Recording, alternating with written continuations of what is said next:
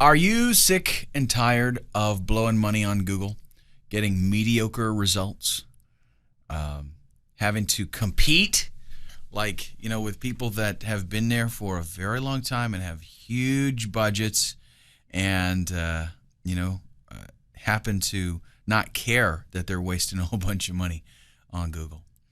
Well, I've got some good news for you because you have the opportunity right now. You can still get in early and start reaping the benefit of the Facebook machine and send yourself hordes of traffic, getting thousands of visitors to your brand daily.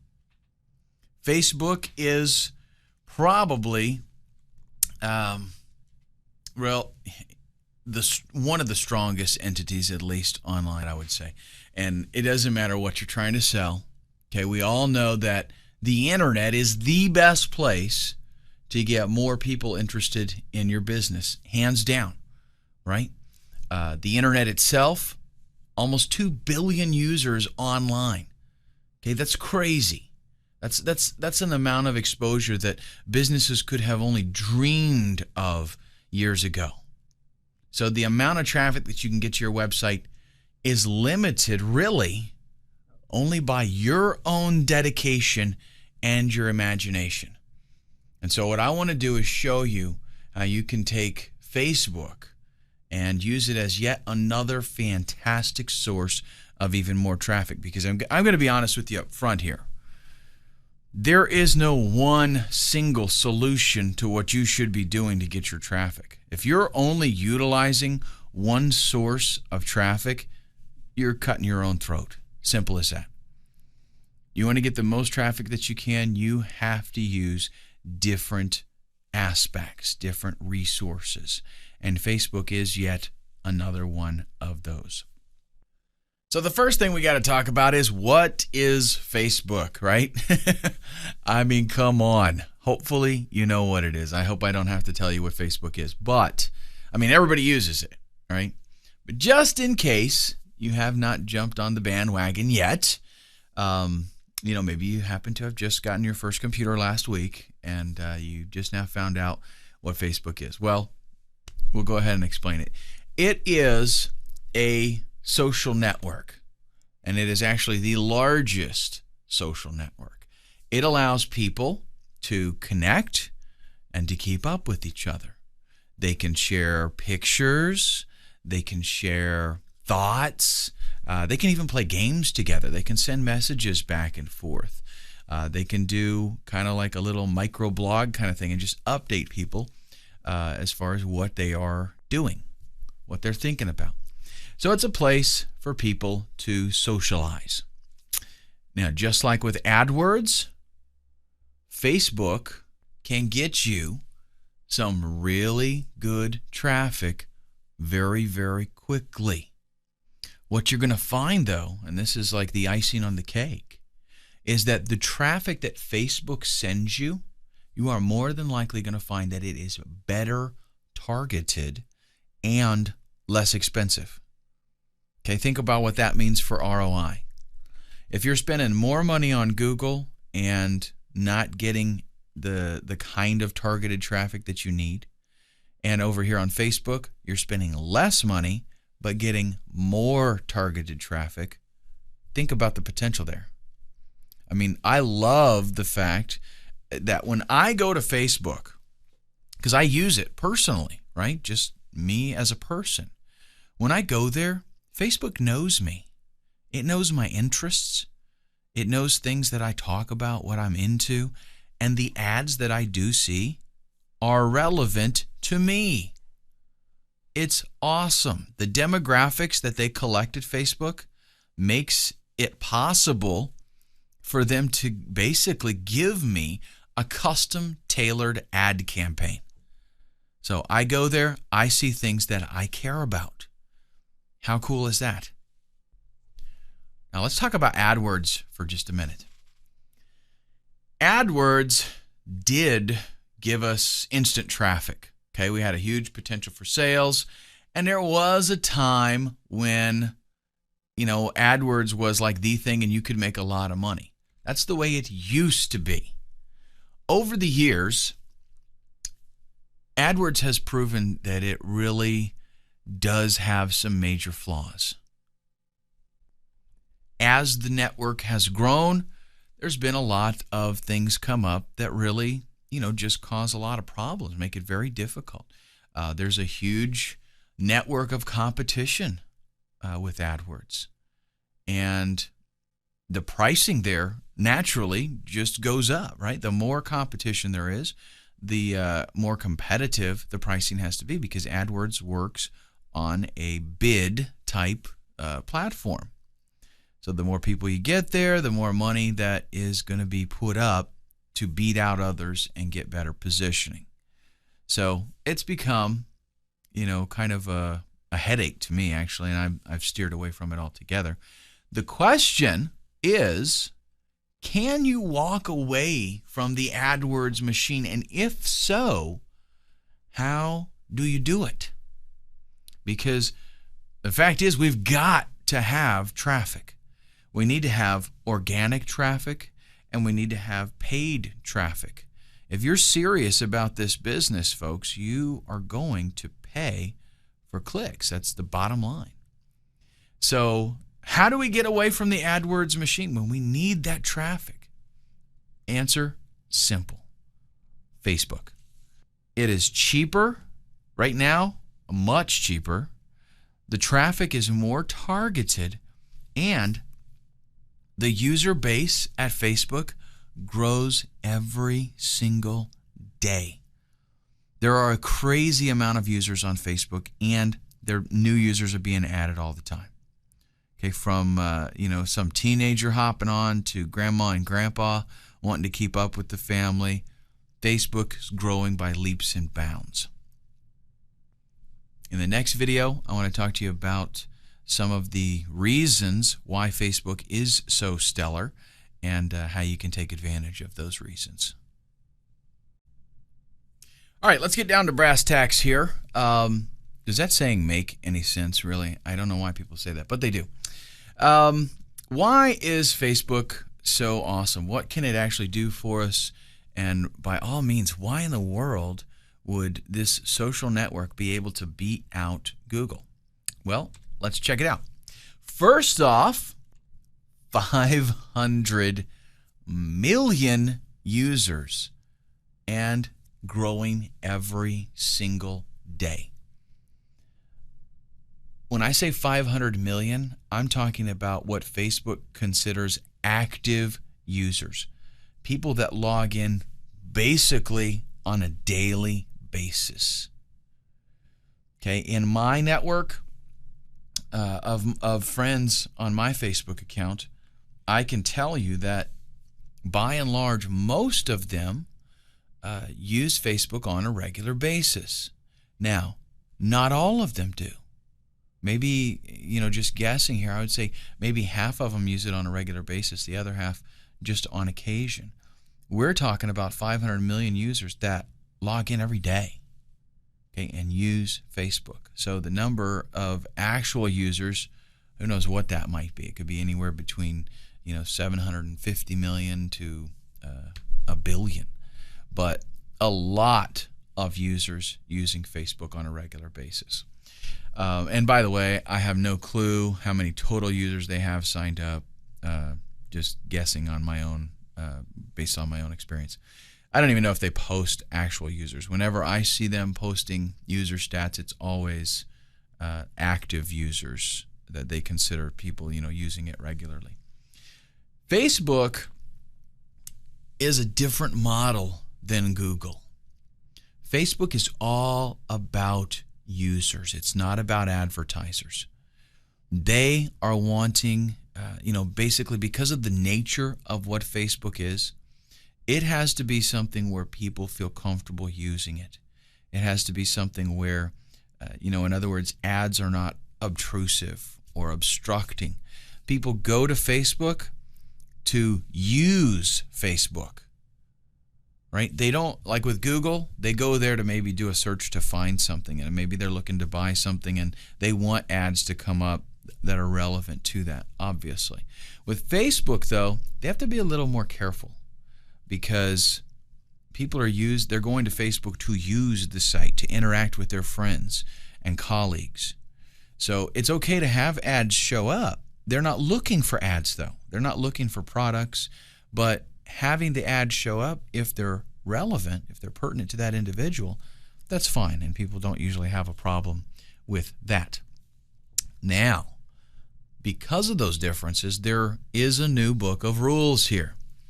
You have got to learn the rules because you absolutely have to play by those rules.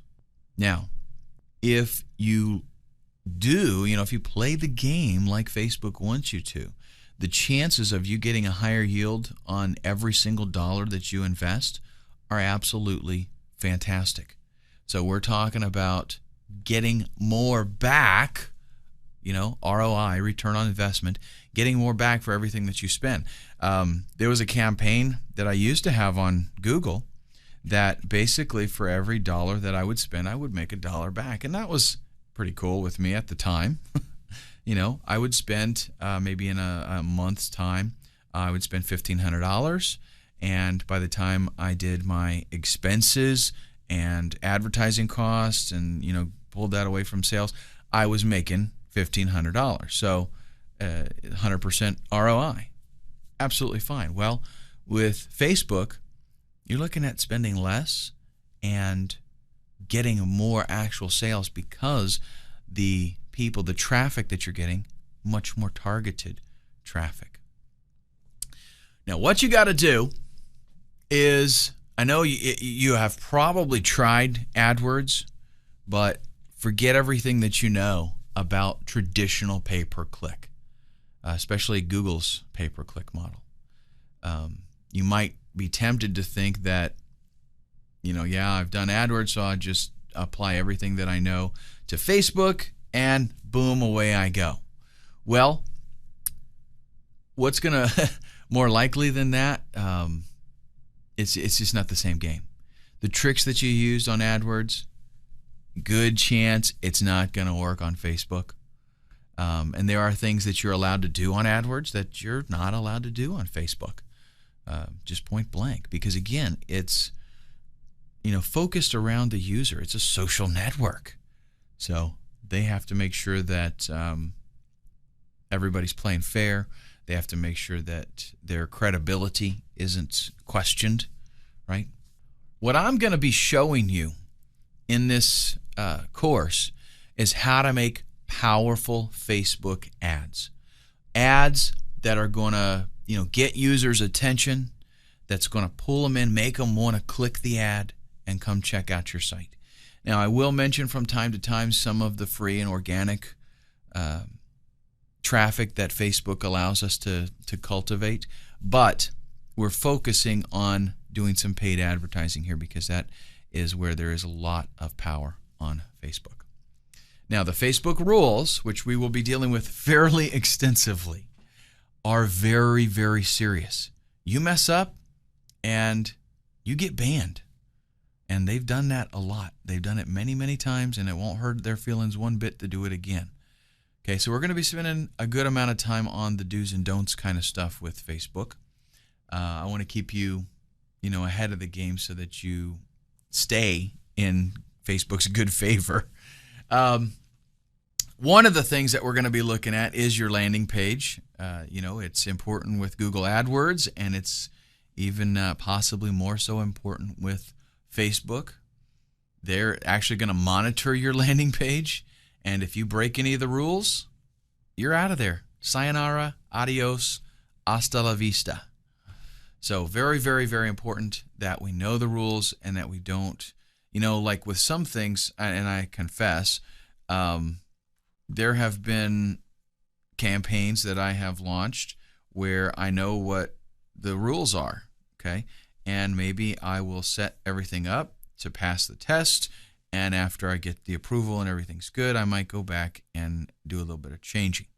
Well, you got to be really careful with that kind of stuff with Facebook because, like I said, they will monitor your landing page, and if all of a sudden something is not right, you're gone. So you got to be careful. I mean, you might get a warning, but you might just get pulled. Okay. let's talk about some exposure here. Again, we've got approximately 500 million users, but guess what? In the United States, we've got about 300 million of those. Okay? A little bit more, perhaps. That means a little bit more than half of the users on Facebook are here from the United States. The other half being from, guess where? Everywhere else in the world. As a matter of fact, just about every country represented. Okay, so huge reach here. Facebook, well, one of the things that we want to consider, something that we always want to ask ourselves when we're dealing about what kind of exposure we're going to be able to get, is monthly page views. Facebook, more monthly page views than Google. Okay? So we're talking about huge activity. Why? Because people don't just, log in and do a search and leave. As of July 2010, 500 million active users. Again, that is people that are pretty much logging in on a regular basis. 50% of the active users log in daily. Now, that's a phenomenal number. That means 250 million people that log into Facebook every day. And what do? They don't do like with Google. Just go there when they need something and do a search and try to find out some information about it. No. Facebook users go in and they stay there on Facebook. For how long? Well, around a total of 500 billion minutes a month. Now, that's a lot of clicking, boys and girls. That's a lot of visiting pages. The way Facebook works is this huge network where you have friends and you can see things that your friends talk about. You can see pictures that they share. So what people do is when they go to Facebook, they might update their stats, but then they check out what their friends are talking about. And they might click on their friends and might look at something else. Okay, and they might spend, if you do the math here, you're talking about every user on the average spending 10 minutes on Facebook every single month. That's crazy. Okay, that is some awesome exposure. That means a lot of opportunity. Think about this. You're on Google, you do a search, ads show up, you look in the organic results, you find what you want, you click on that, you keep reading. Those ads are gone. They disappear. Adios, no more ads. Facebook, think about that. You get 60 seconds of exposure maybe if they have a lot of links that they have to click through to find what they're looking for. Facebook, average of 10 minutes. Every time they click on something, there's going to be some kind of ad somewhere. Opportunity for you. Great exposure. Awesome. Worldwide appeal. 70 different translations of Facebook available. That covers pretty much every country on the map, right? Just about, at least. The lost city of Atlantis, we don't have a translation for them. 70% of the site's users, again, outside the U.S.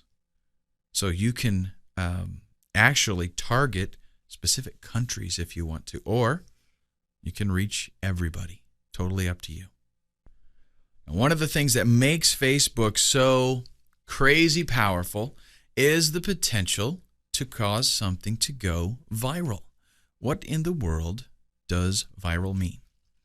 Viral is when an individual tells all the people that they know about something. And then those people, it is something that is so interesting that those people then tell all the people that they know.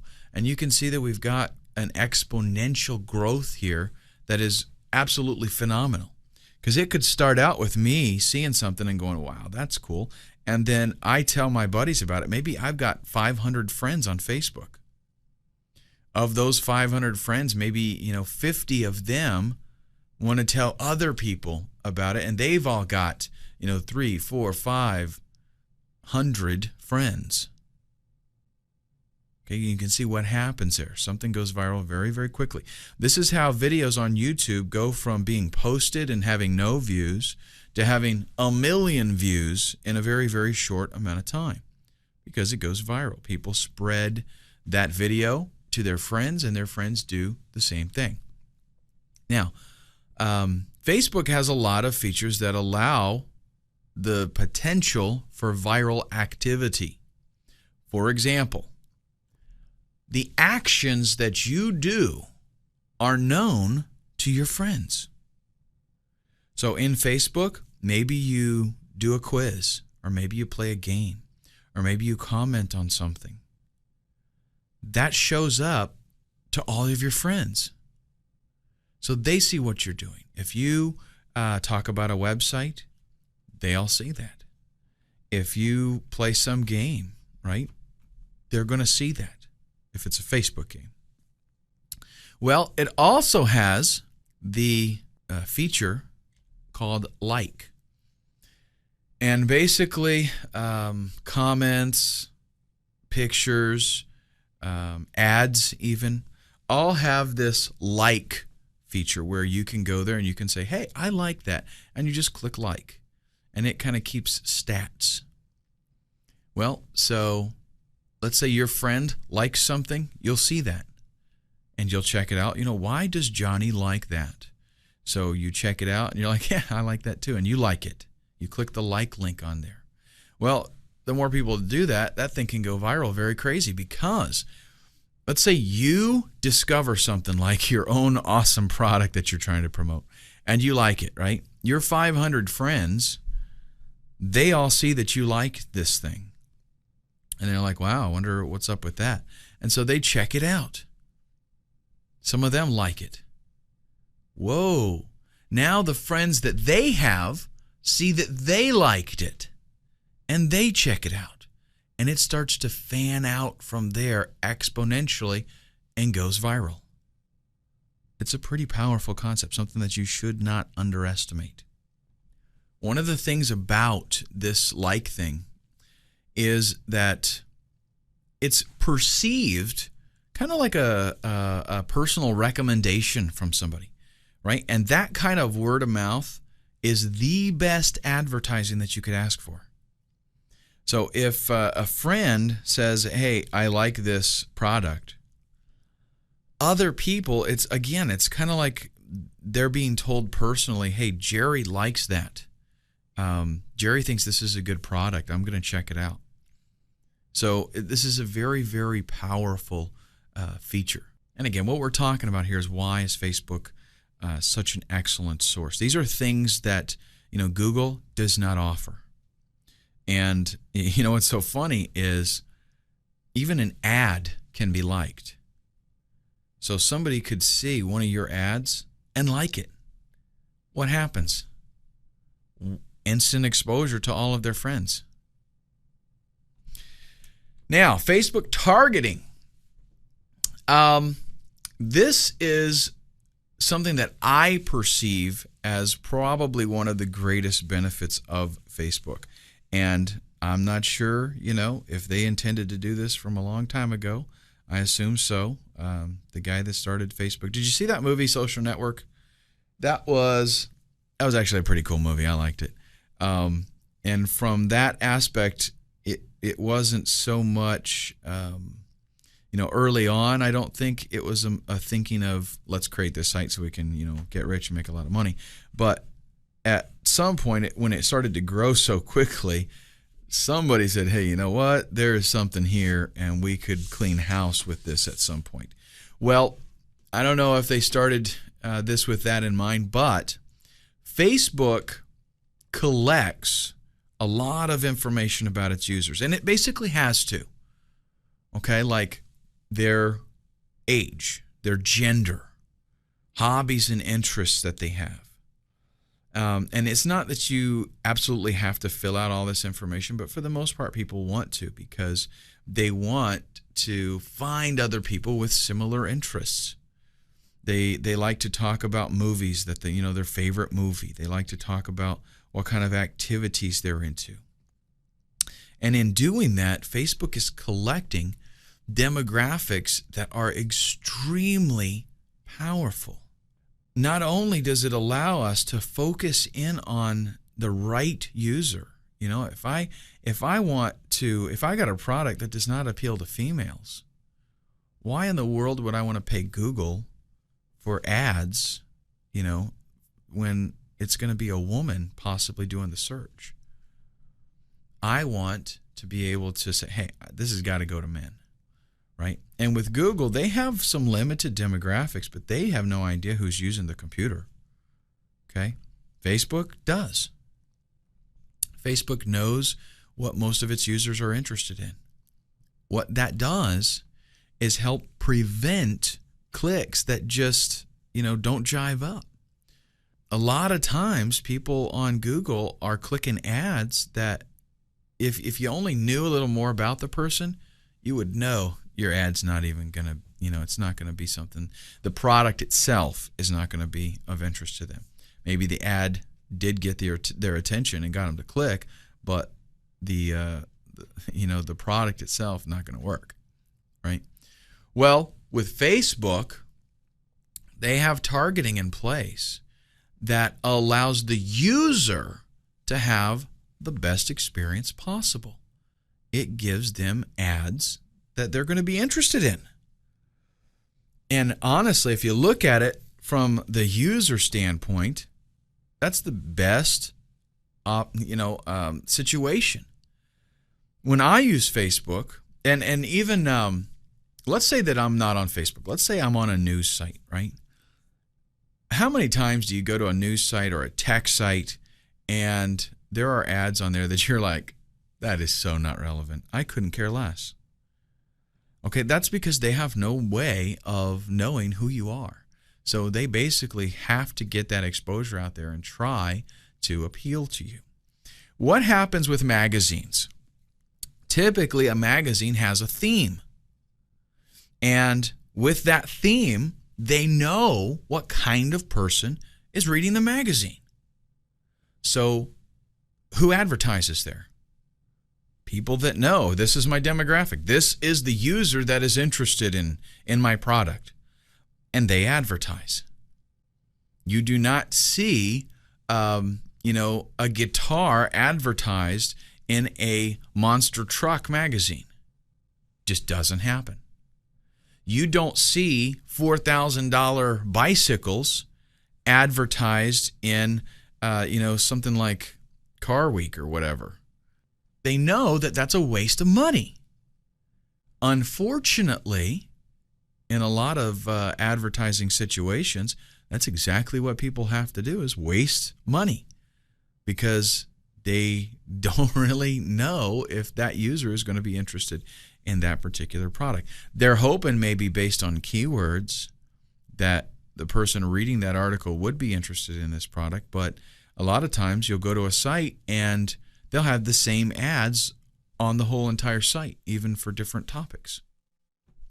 So what Facebook allows us to do is basically like, it's kind of like creating your own custom magazine. The things that you're interested in, those are the ads that are going to show up. So you're there, you're finding out stuff about your friends, you're maybe clicking links that they posted articles about something they thought was interesting. While you're doing all that, the ads that you're seeing are relevant to you. So your experience is going to obviously be a positive one. When I, get a magazine and the ads are about what I'm interested in, the ads don't bother me at all. Now, if I'm watching TV and ads show up that I couldn't care less about, what is that commercial? It's intrusive. It's something that I'm just going to tune it out because I don't care. With a magazine, I see the ads, I'm interested in that. I'll even check out the ad because I'm interested. That's what you get with Facebook. Now, today we know where Facebook is at, basically. Where is it headed? Thousands of new users every single day. Fantastic potential here. Started in 2004. I mentioned the movie, The Social Network, that they created about it. I mean, the fact that they made a movie about this website, think about it, okay? Facebook's here to stay. The demographics. Who's on Facebook? Who uses Facebook? Teens. And I would even say children, although I think they're not supposed to unless they're 13 years or older. Stay-at-home moms, families, professionals, single people, all ages. Everyone uses Facebook. Grandma and grandpa. My grandma is on Facebook, okay? Everybody uses Facebook. Facebook is easy to use. There are some things that require a little bit of looking to find out exactly how to do it. But the most common things that people just do on a daily basis, the things that regular users, I would say, use, very easy to do. Doesn't take a whole lot of explaining. The users have a good experience because of the layout. It's a very good layout. It's, again, easy to use. The ads are not obtrusive because they're things that you're interested in. So users like going to Facebook. They know that when they go there, they're going to be able to check up on their friends. They're going to find out stuff that they're interested in, and they're generally going to have a very good experience. Individuals use Facebook. Politicians use it. Businesses use it. Again, families, organizations, all these things use Facebook. Like, families want to keep in touch with each other. Maybe they're across the country. Maybe they're across the world. They can post pictures. They can say, here's Aunt Judy at the Christmas party, whatever. They can keep up on each other. Businesses use it. All of my businesses have a Facebook page. I'm in a band, as a matter of fact. My band has a Facebook page. Bands use Facebook all the time because it's a great place to be able to post pictures, updates, videos even. You can post videos on there, and people are able to, imagine the social potential here. You're in a band, right? You have people that are local that are on Facebook. And seriously, there's a lot of people on Facebook.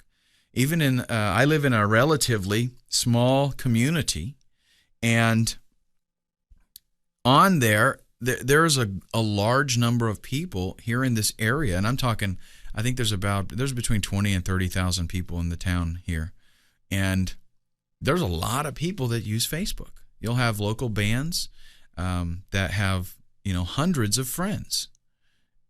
That's how many people, and they're all locals, right? So you post where you're going to be playing this Saturday. They all know if they like you, they're going to go hang out there, right? Politicians, maybe they're running for election, or they want to just be able to communicate with the community and have a forum where the community can communicate back with them. So they want to stay in touch and have a two-way conversation going there. And of course, just individuals, people that want to get on Facebook and keep track of their friends and let them know what they're doing. So, Facebook's here to stay. Niche groups. This is a way for people that have similar interests to stay in touch. You're into something, I'm into something. Let's have a little group here, and everybody who's interested in that, we can meet each other, we can network. That allows, again, for a lot more exposure.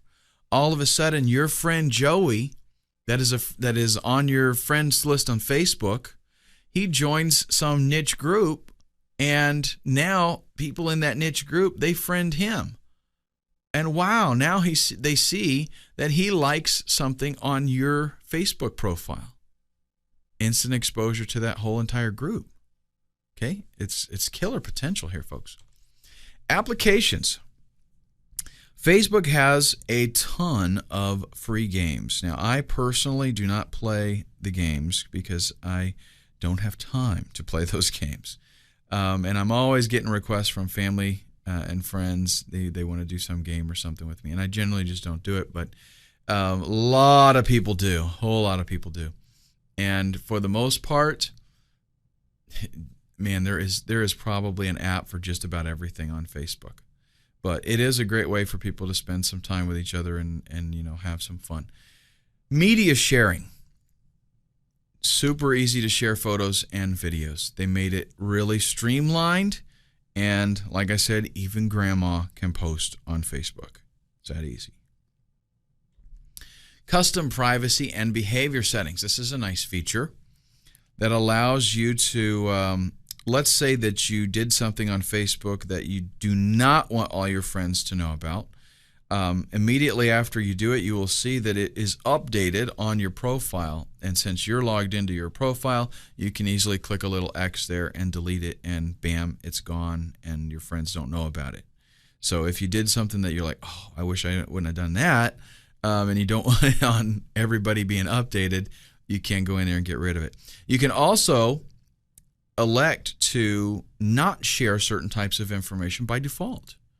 Okay, so there's some privacy settings in there that you can say, hey, you know what? I don't want this posted on my profile, this kind of stuff, and it won't happen. One thing, let me tell you a little story. I had some friends in high school, and Facebook was started in 2004, okay? I moved out to California. I grew up in Florida. I moved out to California in 2000, actually the end of 1999, I think it was. And I kind of lost touch with a lot of my friends.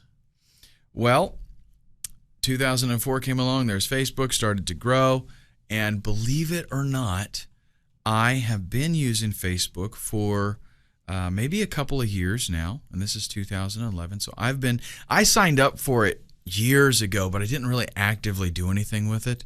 But I've just started in the last year, let's say, 2 years maybe, using it much more actively. And all of a sudden, just in the last 6 months, I got the bright idea, wow, I should look for some of my friends and see if they happen to be using Facebook. And guess what? A lot of them are. So I found a lot of friends from high school, friends from, after high school, and that I lost touch with back in Florida. And they're friends now with me on Facebook, and we can see each other's pictures. We can be like, dude, you got fat after high school, It's really a great opportunity to make a connection. So even outside of your marketing, really, Facebook, I think, is a pretty it's interesting site that you should sign up. I know a lot of people are a little bit leery about sharing information online. I do have people, I had some lady months ago, I was talking to her about generating traffic, and I mentioned Facebook, and she about freaked out. No way am I going to use Facebook. I don't have nothing to do with that site. I'm not posting stuff about me like that on there. I don't want people, strangers being able to see this or that. Or it's ridiculous, really, okay? It's not that bad. Number one, you can control things. One of the things that you can do in your privacy settings, you can elect to not share anything with anybody unless they're a friend. So people want to be a friend, they have to request it, and you have to approve it. You can leave your profile where it's completely open and everybody can see it. That's up to you totally. And if you don't like that, then don't do it. Other advertisers. Let's take a look at how Facebook compares to some other advertisers. A lot less competition than with Google. So what does that mean? It means two things, really. Less money that you have to spend and a better opportunity to get the exposure that you need because you're not having to fight out so many others. Google often has thousands of bidders that are competing for ranking. A lot of times it'll maybe be 24 people, 24 different companies really bidding against the same keywords, or the same ads, for the same ad space. Sometimes hundreds and even thousands of bidders trying to get in there. So what does that mean? Hard for you to actually get a good position without paying a whole lot of money. There are some niches that $5, $10, $15 a click because there's so much competition. So right now what we're looking at is around 1/20th of the number of competitors on Facebook. So that gives you, you still got time. Get in there and get your Facebook real estate. Get your traffic now while there are so few competitors. Because Facebook advertising is still fairly new, the bids are pretty low. You're not going to spend, you're going to spend a fraction of what you would spend on other ad networks. Specifically, let's take a look at Google versus Facebook. Google is still the king. I have to give it to them. I mean, they are still the go-to place for a lot of advertising budgets. And it's probably going to be that way for a little while. But Facebook does have the best chance of knocking them off the king, off the hill, the whole king of the hill thing. Facebook is a contender. They're not to be ignored. And I, at some future point, would not be surprised at all if Facebook and sites like it were able to beat out Google as the go-to place, for advertising. Because it's just, once people find out that with Facebook they can target the right people, they can have a better return on investment, then obviously that's the place that they're going to go. But fortunately for us, we know this right now and we can get moving, whereas a lot of companies are not quite there yet. They're still thinking that Google's the only option, and they're out there blowing their money. I know of companies that spend thousands of dollars a day on Google advertising, on AdWords. And they could take that money and be, getting more back for it by spending it over at Facebook. But fortunately, they're not doing it right now. So I'm going to let them spend their money, and I'm going to spend mine in a different location. So there's less competition on Facebook than there is on Google. That means less cost. We have better targeting on Facebook. With Google, we can do some geo-targeting. Wow, that's cool. But with Facebook, I can get my ads directed to the right people. People that are not necessarily looking for, with Google, you go there, you do a search, bam, there's some ads, keyword relevant. Also, you're on a website and the article has keywords in it and they show you some AdSense. That's awesome, great. But Facebook, bam, there you go. I'm doing this, I'm doing that, ads, and they're all right directed at me. More page views per month on Facebook than on Google, and the whole site is community oriented. So we've got a lot of reasons why Facebook has a potential here for knocking Google off the hill and becoming the king of advertising. Let's talk about who Facebook is right for. In the next video, we're going to take a quick break here, and then we'll basically just decide who should use Facebook and who shouldn't. Now, I mentioned before that Facebook does have some rules, okay? And that affects our ads. So there are some things that, it's just not going to approve. But for the most part, you're going to be able to use ads for just about anything, okay? I'll go over the do not lists on the next slide, but for those of you that have an online business, if your traffic is, if you want to drive traffic and get sales to your website, Facebook's going to help you out with that, okay? If the ads are well created, then they're going to send traffic to you. It's as simple as that. So the ball is in your court from that standpoint. Your sales page, your landing page needs to do its job. Facebook will get you the traffic. If you've got a brick and mortar business, maybe you got a small shop, it doesn't do directly online sales, so to speak, you can still benefit from Facebook ads because you've got the potential there for geographically targeting and interest-based targeting. And that gives you a whole lot of options, even with a brick and mortar business. You could use Facebook to promote your company's website, maybe generate some walk-in sales, right? advertise about your services. You can start, maybe online business is an opportunity for you and you just haven't done it yet.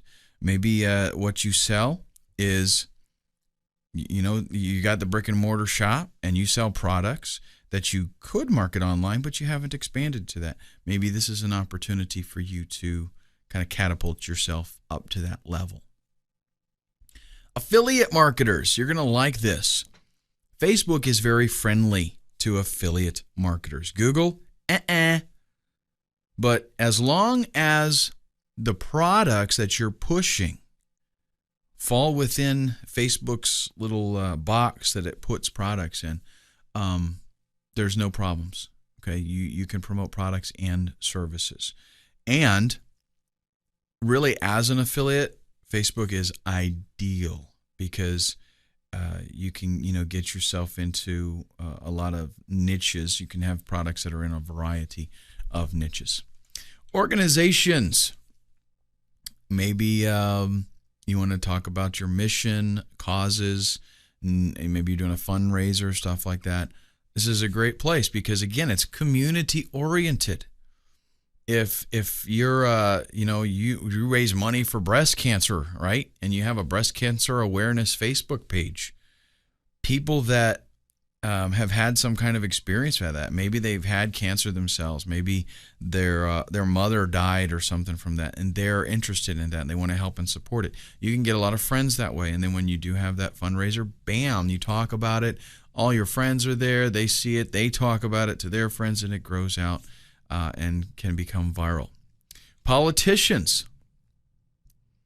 Yep, I know we love them and we hate them, don't we? But you need to do some campaign work. This is a great way to hit the users in your area geographically. Again, we can focus this down pretty sound. Artists, maybe bands, celebrities, people that just do some kind of performing art kind of thing. All these people use Facebook to talk about what they're doing currently, what they're going to be doing in the future. Maybe you cut a new album and you want to tell everybody about it. This is a great way to do it. You're going, like I mentioned, in a band that I'm in, created a Facebook page specifically for that band. Get local friends, and what do? Tell them, hey, we're going to be over at this place this Saturday. Come see us. Give them the date, all that kind of stuff. Now, the don't list. You do not want to use Facebook if you promote tobacco products. Remember, Facebook is very user-oriented, okay? So they want only the best for their members, and they're going to be very careful about advertising. Okay? If you promote pornographic material, don't even consider it. Anything alcohol related. If your ads are misleading and hypey, how about that one? That cut out a whole bunch of internet marketers right there. You can't do it. And they're going to, they reserve the right to check your ad out and say, you know what? That is a whole bunch of hype. Bam, you're gone. If you promote illegal products, you cannot use Facebook. If your products are scams, if it gets reported that this product does not do what it says and it is just a bogus product, they're not going to allow it. So if you fall into any of these categories, I'm not talking about getting your ad pulled. I'm talking about you will be banned. As in, I'm sorry, you can't advertise with us anymore. So you want to be very careful that if one of your products falls into these categories for whatever reason, don't use that to promote on Facebook. Now, you can use your other legitimate businesses, but you do not want to promote those products or services here. All right, in the next video, we are going to talk about the Facebook ad model. The Facebook ad model, what we need to do, how we need to approach advertising with Facebook. The first thing that we want to do is go ahead and sign up for a Facebook account. Very, very easy, simple walkthrough process. I probably don't need to demonstrate that for you. Okay, just go there. I'll give you the website, as a matter of fact, in just a couple of slides. If you've got multiple ventures, you want to create a main account, and then you create groups for each venture. And you can actually create pages as well, but some of that has to do with generating free traffic, and I'm not going to talk about that too much.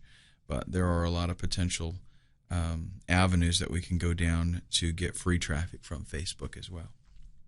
But basically, we do want to be a user of Facebook.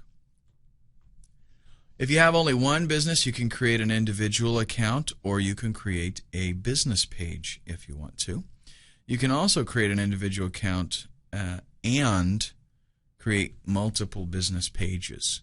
Like I have for a couple of my websites, I have business pages on my main individual account, and for the 2 bands that I'm in, I have pages also for those. And you log into your individual account and you can manage all of your pages from there. Affiliate marketers will want to consider signing up with their name. Okay, and I realize that sometimes we want to promote products in a variety of niches, and we do not necessarily want our name on all of them, and that's totally up to you, but it might be something that you want to consider.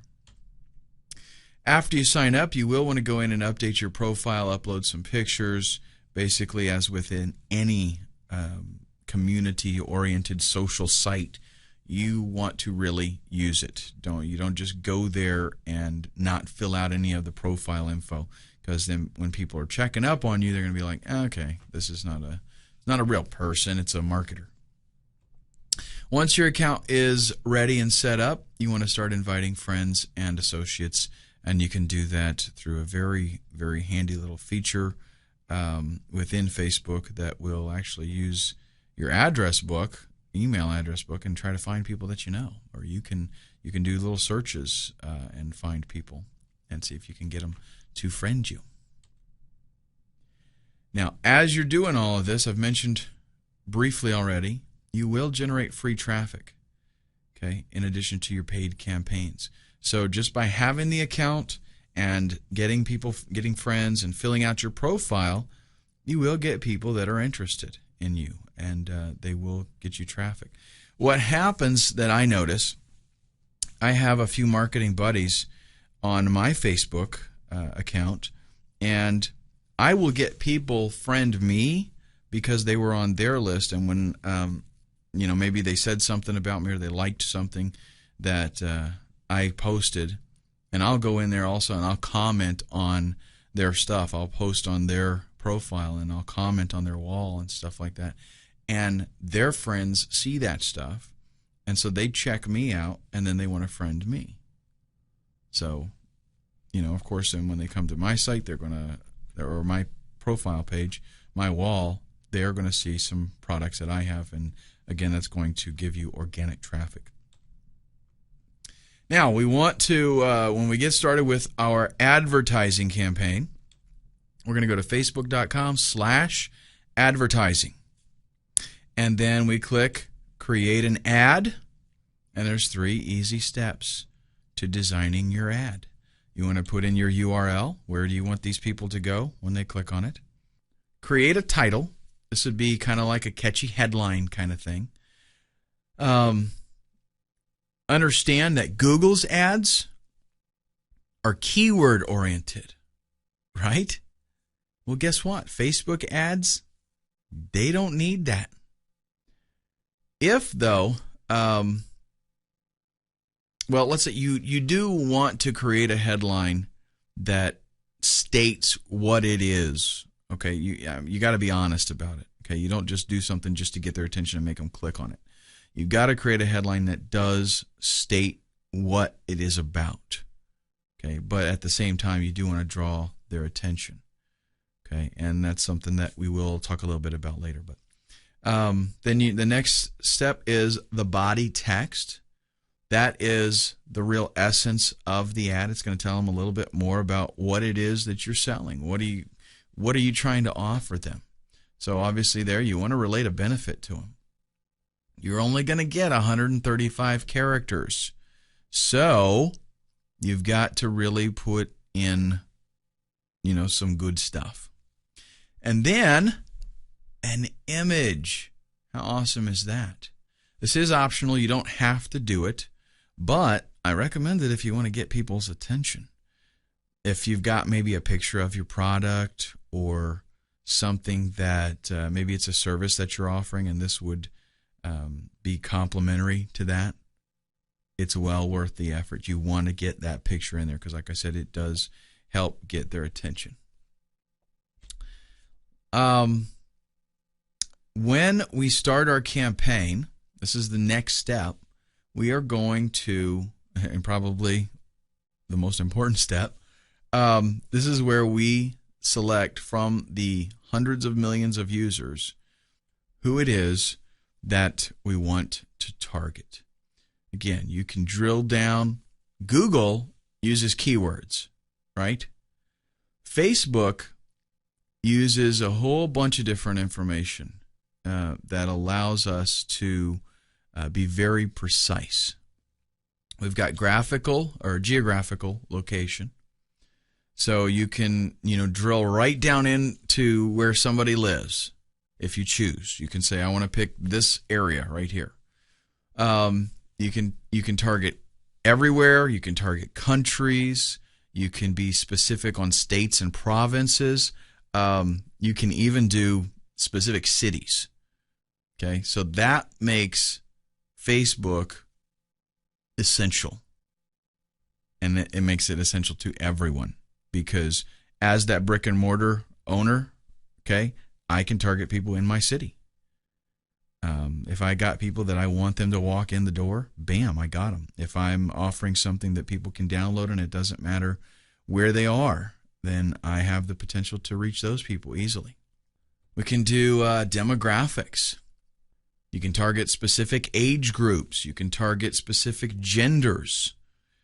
You can say, the Facebook users, anywhere from 13 to well into their 80s. The targeting selection, though, does stop at 64. But you can target women, men, or both. And you do want to be kind of careful about who you're marketing to. If you're marketing a product that, should not be marketed to 13-year-olds, then you want to make sure that they're excluded, okay? Because you can get banned for stuff like that. Likes and interests. Now, this is a very, very cool and powerful feature. You can specify a set of interests, okay? That's kind of like keyword targeting, but it's a little bit more specific. Because with keyword targeting, I've got to put in some specific keywords that I want to trigger my ad. Well, Facebook, though, I can pick an interest. And then when those users pick an interest, bam, it's a match.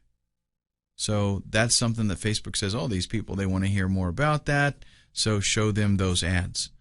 So, in other words, if I'm on AdWords, I have to put in, how to play guitar, how to play electric guitar, how to play acoustic guitar, beginning acoustic guitar lessons. I have to put in all these crazy keywords. And who knows what, people are actually going to type to get my ad to show up. Well, Facebook, just put guitar, right? Interested in guitar, boom, that's it. Facebook also offers some advanced targeting. Birthdays. You can actually contact people with your ads on their birthday. How about that? Social networking interests. You can find users that are looking for some type of relationship, whether it be business or personal. Relationship status. This lets you see if somebody is single, married, if they're engaged, if you can even see, when you're on Facebook, you can see who they're in a relationship with in a lot of situations. The benefits of that, phenomenal if you're in, a niche that deals with that kind of thing. In other words, why in the world would you want to promote your dating website to somebody who's married, right? So there's no point in that. So that's going to, allow you again to better target your ads. Language. You want to hone in on people that speak a certain language. Let's say you've got a product, a software product, and it is in 3 different languages: Spanish, German, and English. So what can you do? You can make sure that on Facebook, you want to promote your Spanish product to Spanish-speaking people. You have that ability. Education and work background. You can target people of certain education levels, or things, maybe places that they have listed for their workplaces. And connections. This is a pretty neat feature. Whatever people's connection is to certain pages or to groups or events or even applications. So you can target people who are not connected to a certain page or event or application. And it's possible to hone in on friends of people with that desired connection, the thing that you're looking for. So you can hone in on friends or associates of people that have the connection that you're looking for. So really, again, a lot of potential there. Now, up next, in signing up as an advertiser, we're going to talk about some scheduling and bidding, stuff like that, and just some things that you need to fill out. One is currency, and this is the currency that you'll be using for bidding. So you're going to specify that. Okay, Facebook accepts U.S. dollars. It accepts the Great British Pound, Japanese yen, currency from Denmark, Canada, and Turkey, just to name a few. Time zone is the next one. This is your time zone as the advertiser. It wants your geographical location. A campaign name. That's something just for you to specify so that you know what this campaign is. Once stats start pouring in, you might have several campaigns going, and you want to know how each one of them are doing. So the name is just to differentiate your different campaigns. Your daily budget, pretty much, whatever you want to be spending. You can do as little as $1 a day, and I think Facebook sets $50 maybe as a default, but you can change it. Scheduling. You can schedule your campaigns, or you can to have at certain times, or you can just run them continuously until further notice. So in other words, I can say I want it to run next week, and then it just stops. Bidding. Well, you can do 2 different models. You can pay for impressions, or you can pay for clicks. Pay-per-click is what I'm going to recommend to you, and that's what most people recommend. That means that it's going to depend on how well your landing page converts, how good that does. In other words, you're going to pay whenever somebody clicks, and hopefully your landing page converts well. On the other end of it, on the impression model, you're going to pay for the number of impressions that you get, whether somebody clicks on it or not. So if you got a fantastic ad that gets lots of clicks because it's so cool, then that's great. But you're not going to know that until you get some stats. So it's a good idea to do the pay-per-click first. Just like with Google, it will offer you some information like a suggested bid amount and an estimate of how much traffic, how many clicks you're going to get per day. After you make your selections, you fill everything out. You are then going to review your ad, check out your demographics and your budget, make sure all that's good, and then once you pay, your placement, your advertisement is going to start immediately. Understand, ads can be refused. So even if your product itself is okay, even if the niche is all right, even if all that is good, the ad itself can be refused. And they can just say, hey, sorry, come up with something else. The targeting that Facebook allows is going to even apply to your own account. And if you haven't been using Facebook for long, or if you haven't noticed this, you want to kind of pay attention to what we're going to talk about here. The fact that they collect so much valuable information on a personal level means that you're going to start, noticing that even in your own account, the ads that are shown there are targeted. So next time you use Facebook, if you haven't noticed this before, take a look at the ads and think about, wow, that's something that I'm interested in. That's something that I've looked at, because that's what's happening for everybody else. So advertisers can target any age bracket. They can target certain genders. They can target interested niches that you have, certain languages, education levels, all these things. And understand that it's not just because I put guitar as an interest that I'm going to see guitar ads, okay? But it is because of my age, right? Let's say that I'm 22 years old. Ads that I'll see are probably going to be relevant to my age. Or maybe I'm a male, so pay attention to the ads that you see. Are they, you're not going to see like ads for Avon, okay? Obviously, niche specific things you are going to see. If you're an English-speaking person, you're probably not going to see German ads. So there's a lot of potential there for getting to just the right person. Now, to get qualified, targeted traffic means we've got to get noticed. The quality of your traffic is very, very important to the success of your campaign. And if you're kind of new to this, you might not understand how important this is. But I mean, from online business down to brick and mortar shops, let's say you sell just whatever odds and ends kind of stuff out of a store, okay? The kind of shoppers that come into your store are going to dictate how well you do, how much you sell. If you've got, let's say for an example, let's use a bar, for example. If you've got a biker bar, there are certain kind of people that probably aren't going to go in there, right? And if you've got a country bar, there are certain kinds of people that are not going to go in there. Same thing with restaurants. If you are a Mexican restaurant and somebody that doesn't like Mexican comes in with a group of friends and everybody sits down to order, they're probably not going to, they might just say, I'll have a salad.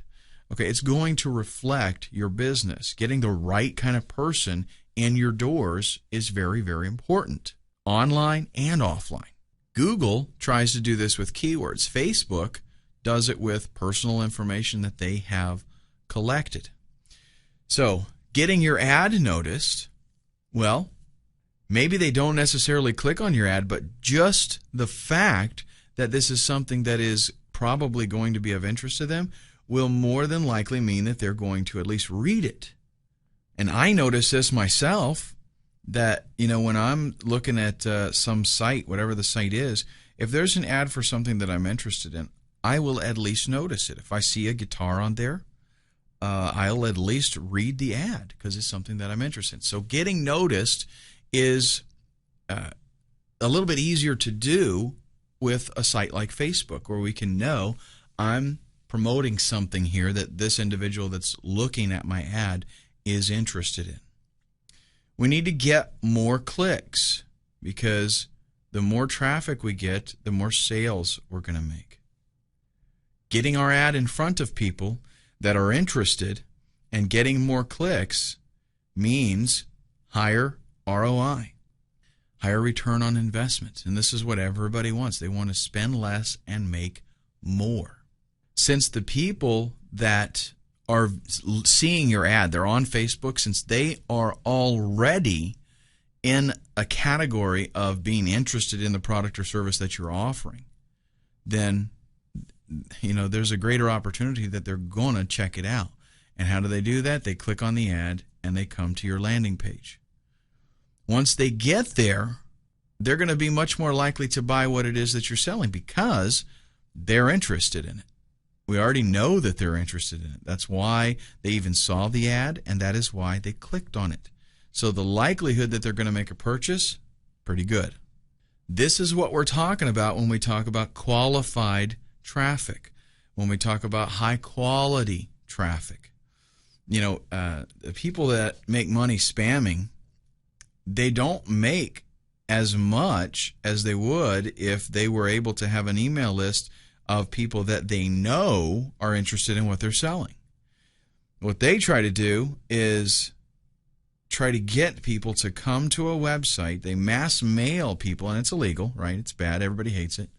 They try to mass mail people and get them to click and come to their website, not having any clue if they're going to be interested in it or not. Okay, and yeah, they do make some money.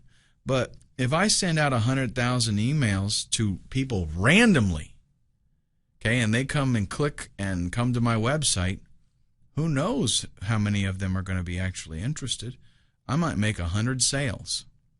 Whereas if I had 100,000 people that I knew for a fact were very interested in my product, how many sales do you think I'm going to make? I could make 10,000 sales, 20,000 sales, because these people are interested. They're qualified. It's a higher quality of traffic.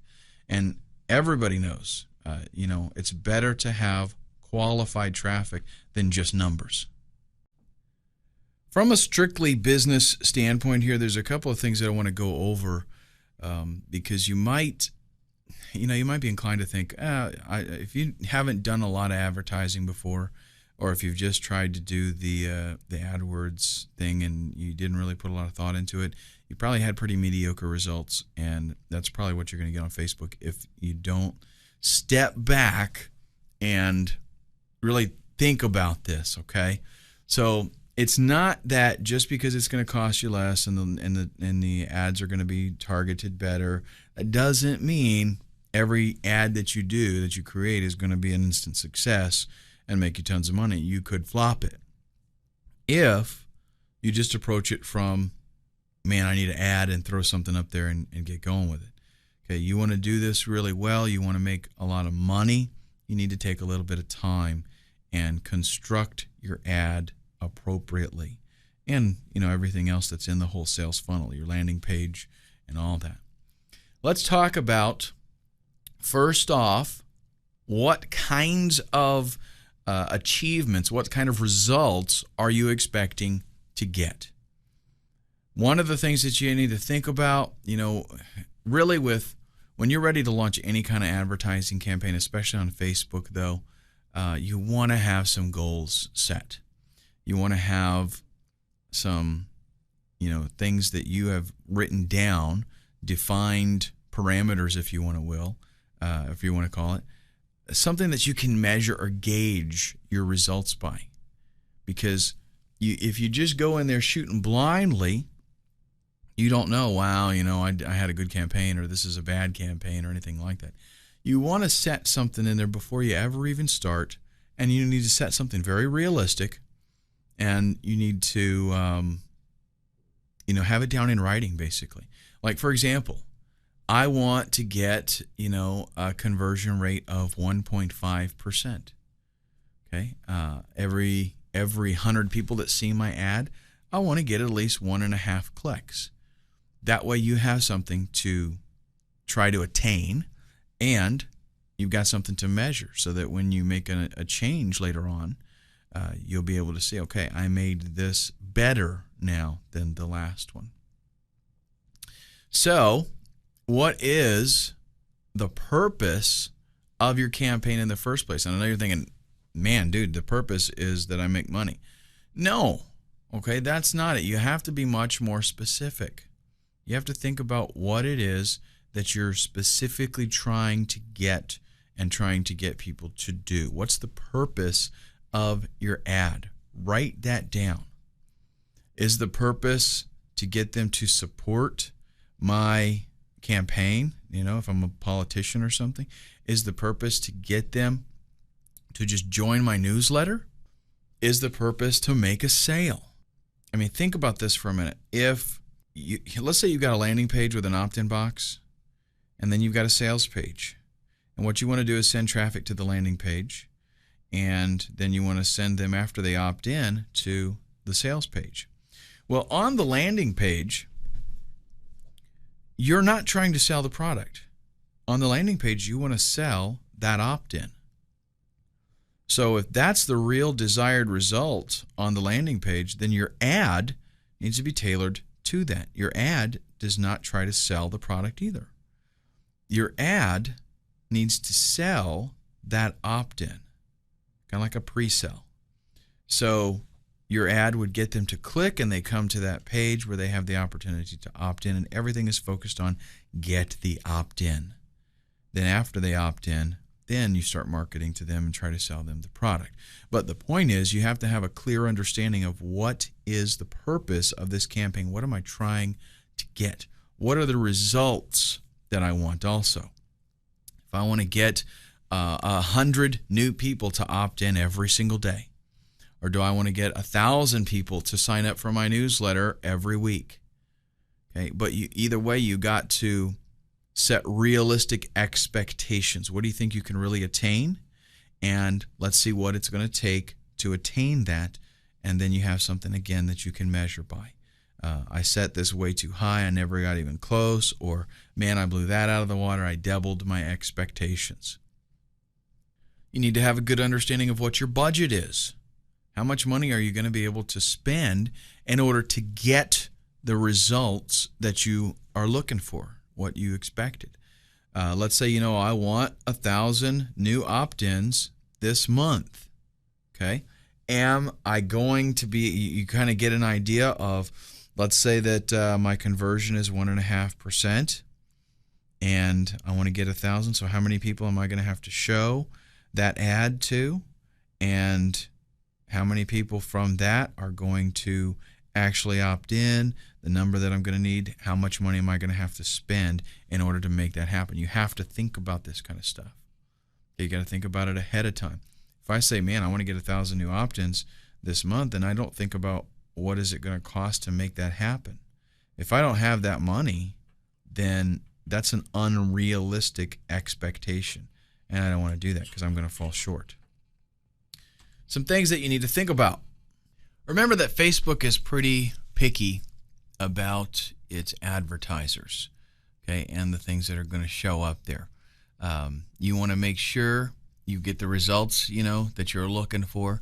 You got to have, in mind the money that you're going to be needing to spend in order to generate those kinds of results. And you need to think really through the whole process. You need to think about what it is that you're going to be promoting. If you've only got one thing that you're selling, no problem, right?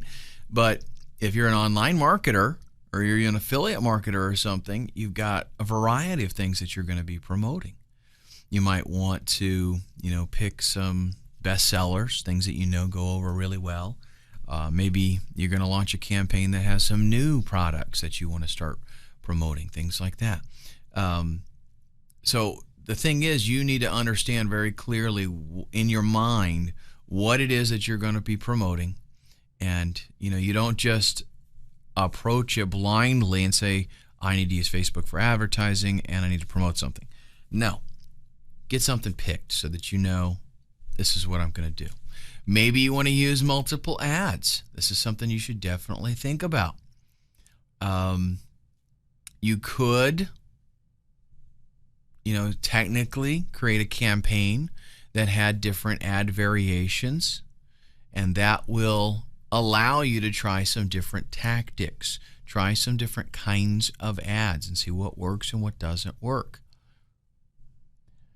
You can also tweak some of your ads so that maybe one ad appeals to a certain type of person. Use those demographics. Another ad is more tailored towards another group of people. So use those demographics if that kind of marketing, would be beneficial. How long are you going to be running your ad? Do you have super deep pockets and you don't care and you just want to run it indefinitely to do some branding? Or, Do you want to run it, spend some money, and then see what you get from that? Consider that. Have that as a business plan. Make sure that your landing page is appropriate. They're going to get you clicks, okay? But they're not going to sell stuff for you, okay? Your landing page needs to do its job. Remember, it also needs to fit the rules, the model that Facebook lays out, okay? So nothing hypey. We're going to talk a little bit more about landing pages later on, so we'll get to that. But it's very, very important that your landing page does its job. Spend time and effort making sure that that landing page is there and that it does what it's supposed to do. What you might consider doing is a small test. Check out the landing page, see how well it works, and then you can specify your time frame. So run it for a couple of days maybe. See how it does. Consider tweaking something on the landing page, and then run that ad, run that campaign again for a couple more days, and see if you improved something. It's not something you want to just run headlong into and dump a bunch of money. The real marketers that have the biggest return on investment are the ones that test and tweak and test and tweak. Remember that Facebook is very picky about the kinds of ads that are going to show up on the website. So make sure that you know those rules inside and out, and that you make sure that everything in your ad and on your landing page and all that kind of stuff, make sure you follow to the T everything that they have set up. You want to make sure that you set some reasonable expectations. Your campaigns are not always going to be a winner. Okay, they're not always going to do as good as you would hope that they do. Maybe it's a bad headline. Maybe the body of the ad or the image just doesn't grab people's attention. Remember that we've always got, if you're doing what you should, you've always got an opportunity to do some tweaking. Okay? Now, I am not saying set your expectations real low just so that you can hit them, okay? I know that is a technique that some people use to make themselves feel better, and that's cool, if you want to do that. But I prefer to set something kind of realistic, and if you're brand new in this, that'll be kind of hard to do because you don't know what to expect really. But if you think that you're going to spend $10 and make $10,000 in sales, that's unrealistic. So something that you need to give a little bit of thought to. Do you have any other strategies that would work very well with your Facebook marketing? Like having a fan page, having a page set up so that you can generate friends and get them, in essence, to do a lot of advertising for you. Like we've talked about the organic stuff a little bit, how that a friend liking your page shows their friends, and their friends can check it out, and maybe they become your friends and they like it as well. So definitely be considering some free Facebook traffic. And on your own website, one thing that you can do is you can create a Facebook badge that you can put on your site so that people, when they come there, they see, oh, they're on Facebook, and they can click it and they can come to your Facebook page, and that allows you to possibly, get more friends, that more exposure on Facebook based on a relationship that, they might have already checked your website out for some reason or another. Consider split testing with, the same demographics. Like, let's talk about running similar ads, 2 ads to the same exact group. Okay, you can see which ad works the best. And then you can also have ads that are specific for different groups, different demographics, and be testing within those. So I might start out with one ad, right? And then I want to target 3 different demographics with a different kind of ad. So I take that one ad and I tweak it for those 3 different demographics. Then within those 3 different demographics, I take the ad that is there and I make an ad variation. right? So now let's say I just do one extra one. So I've got really 6 different ads that I'm running for 3 different demographics, and I see which ones work the best. And then when I find that out, I drop the one that doesn't work as well. That way I know that I'm getting the most for my money. Don't forget to tweak things. This is, again, the way that all business owners maximize the return on investment, is by spending the time tweaking. If you think for 1 minute that you can sit down and write an ad and that's it, it's a winner and everything's fantastic, and you walk away and you're going to be rich, I got some huge wake-up call coming to you, because that's not the way it works. That's not the way real marketers do it. You have to run it, tweak it, see which was better, and constantly perfect the system. And with these things in mind, in the next video, let's talk about who is your target. Who are you really trying to reach? To really, be as successful as you can with any type of advertising, one of the things that you need to know is who is your target. Who are you actually trying to reach? There are products that, can appeal to whoever, like toilet paper, right? And there are products that are going to fit a more narrow type of demographic. And in order for you to reap the benefits of Facebook, you need to really understand exactly who it is that you're trying to get your product in front of. Who is that person that uses your product, that this type of individual is who I'm targeting. And it's best, really, if you can do it in such a way that you have in your mind one individual. So you will, if you have a product that your individual is a guy with a mohawk, he's about 24 years old, he's got tattoos all over his body, he's got a leather biker jacket on. If you get it down specifically to that, this is my target. If you can target it like that, then you have a better opportunity of, number one, sculpting your ads to appeal to that individual, and number two, selecting the right demographic information to get your ad in front of the right kind of people. All right, because now that doesn't mean other people don't buy your product. Yeah, sure they do. But when you think this is my target, this is my customer, you should try to have something in your mind, an actual individual, not necessarily a group of people, an individual. And that individual might be a single mother. She's 34 years old, and you can get as detailed as you want. She's blonde. She's a teacher. She drives, a Camaro, whatever you want, right? But try to, and it's not that you're making it up. You want to try to find out who is your customer, who buys these products. Also consider, are there people out there that would be buying your product as a gift? Is that something that, like if you sell toys and stuff, obviously there's going to be not only parents, but grandparents, uncles and aunts, things like that could possibly be interested in your product. So is that an option?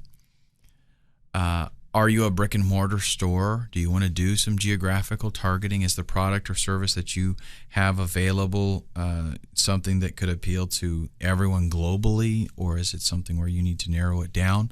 You need to be able to do that, because there's no point in having an ad. If you're selling something, a service, let's say that you only service a 50-mile radius of your actual store, there's no point in having that ad displayed all over the world. Okay, you're going to pay for those clicks. You're not going to use them. Split test demographics with multiple ads. I've mentioned previously the importance of doing some testing. Remember that you have the potential here, the ability to select different demographics and multiple ads within those demographics. It's very important that you consider doing that, because certain kinds of ads will appeal to different age groups. It'll appeal to different genders. Even though you're selling the same product, there's certain things that you can do that will appeal to who you're targeting.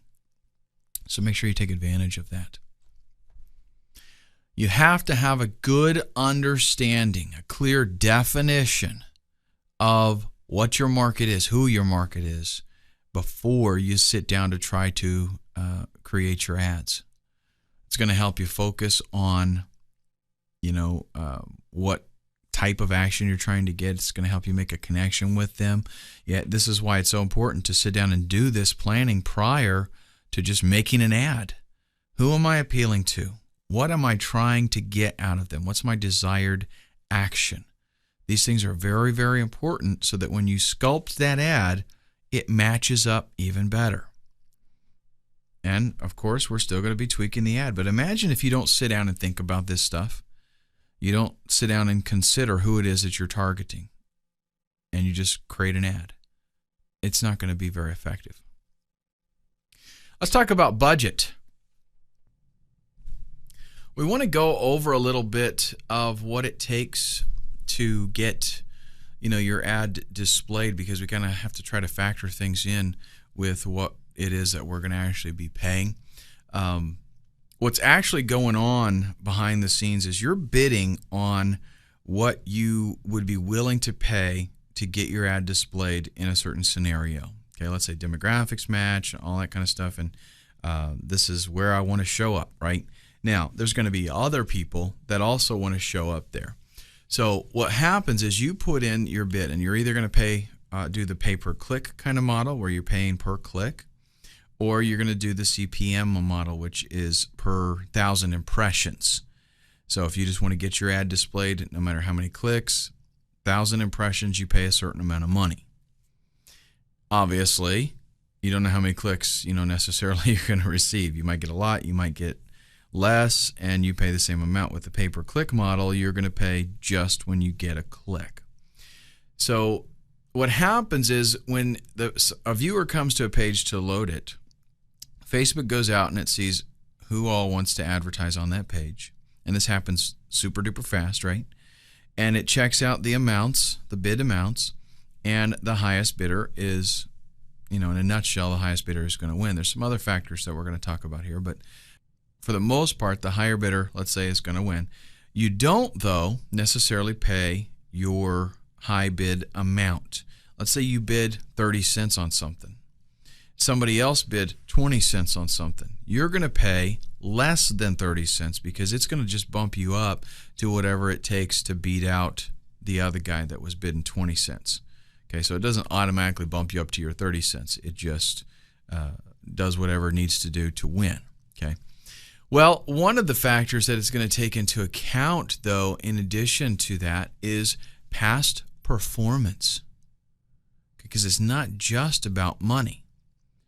The more successful an ad is, the more likely it's going to be that that ad is going to win other bids for placement there. Okay, that doesn't mean that a new ad is going to not win.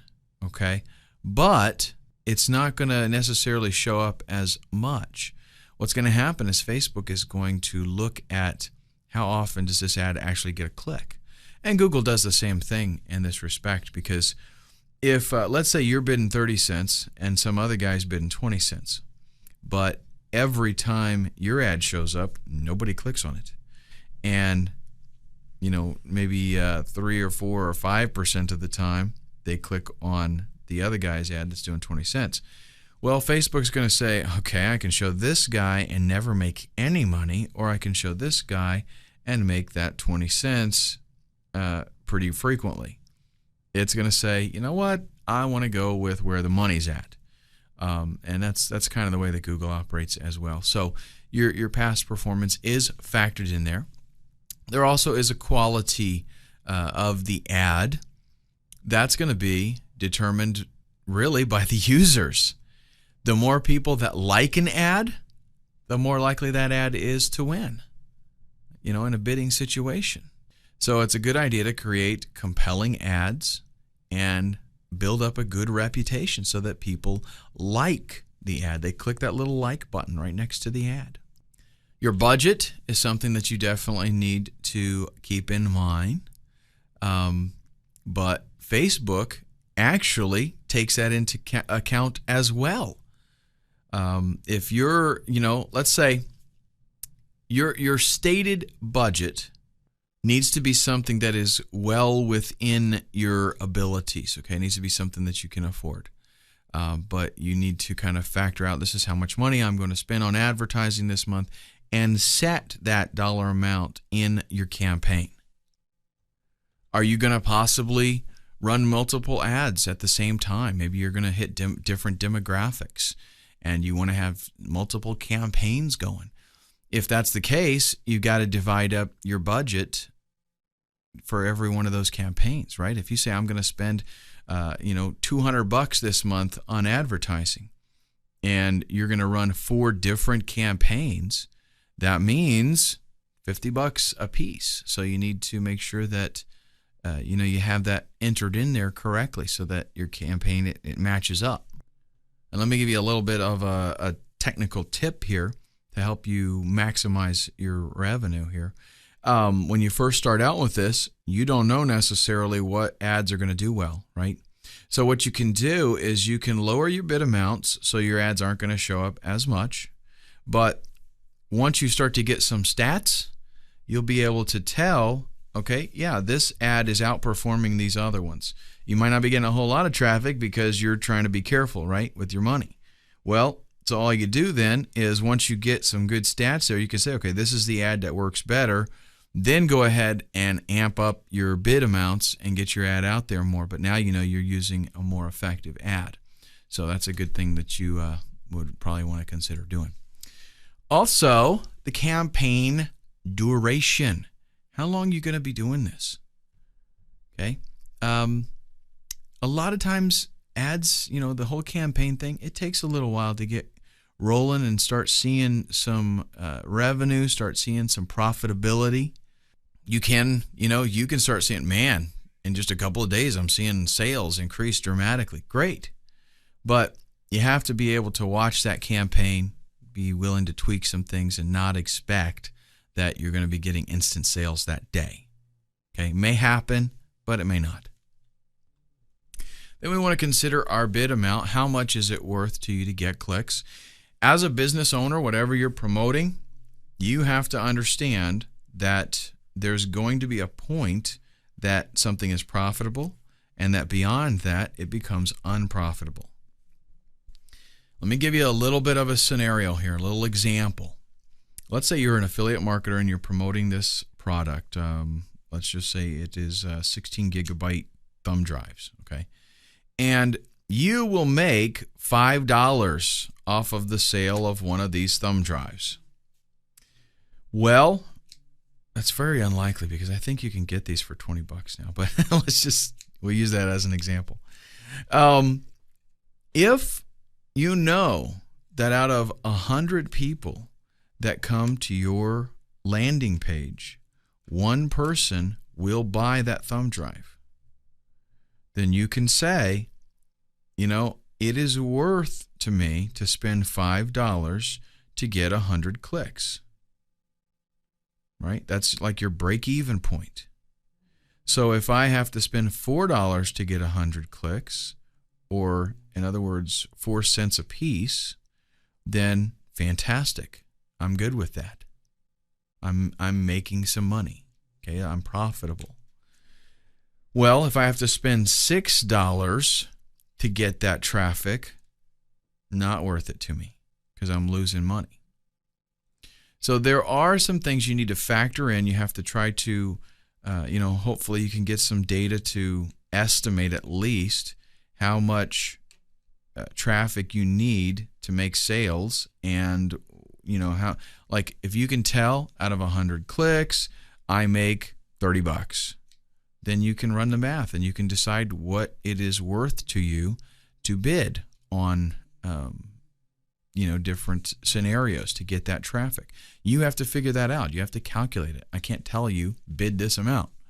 You have to figure out what it's worth to still be profitable to you.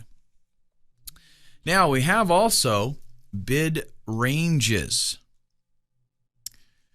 Winning bids are selected based not only on the bid amount, but also the quality of the ad and how well that ad has performed in the past, right?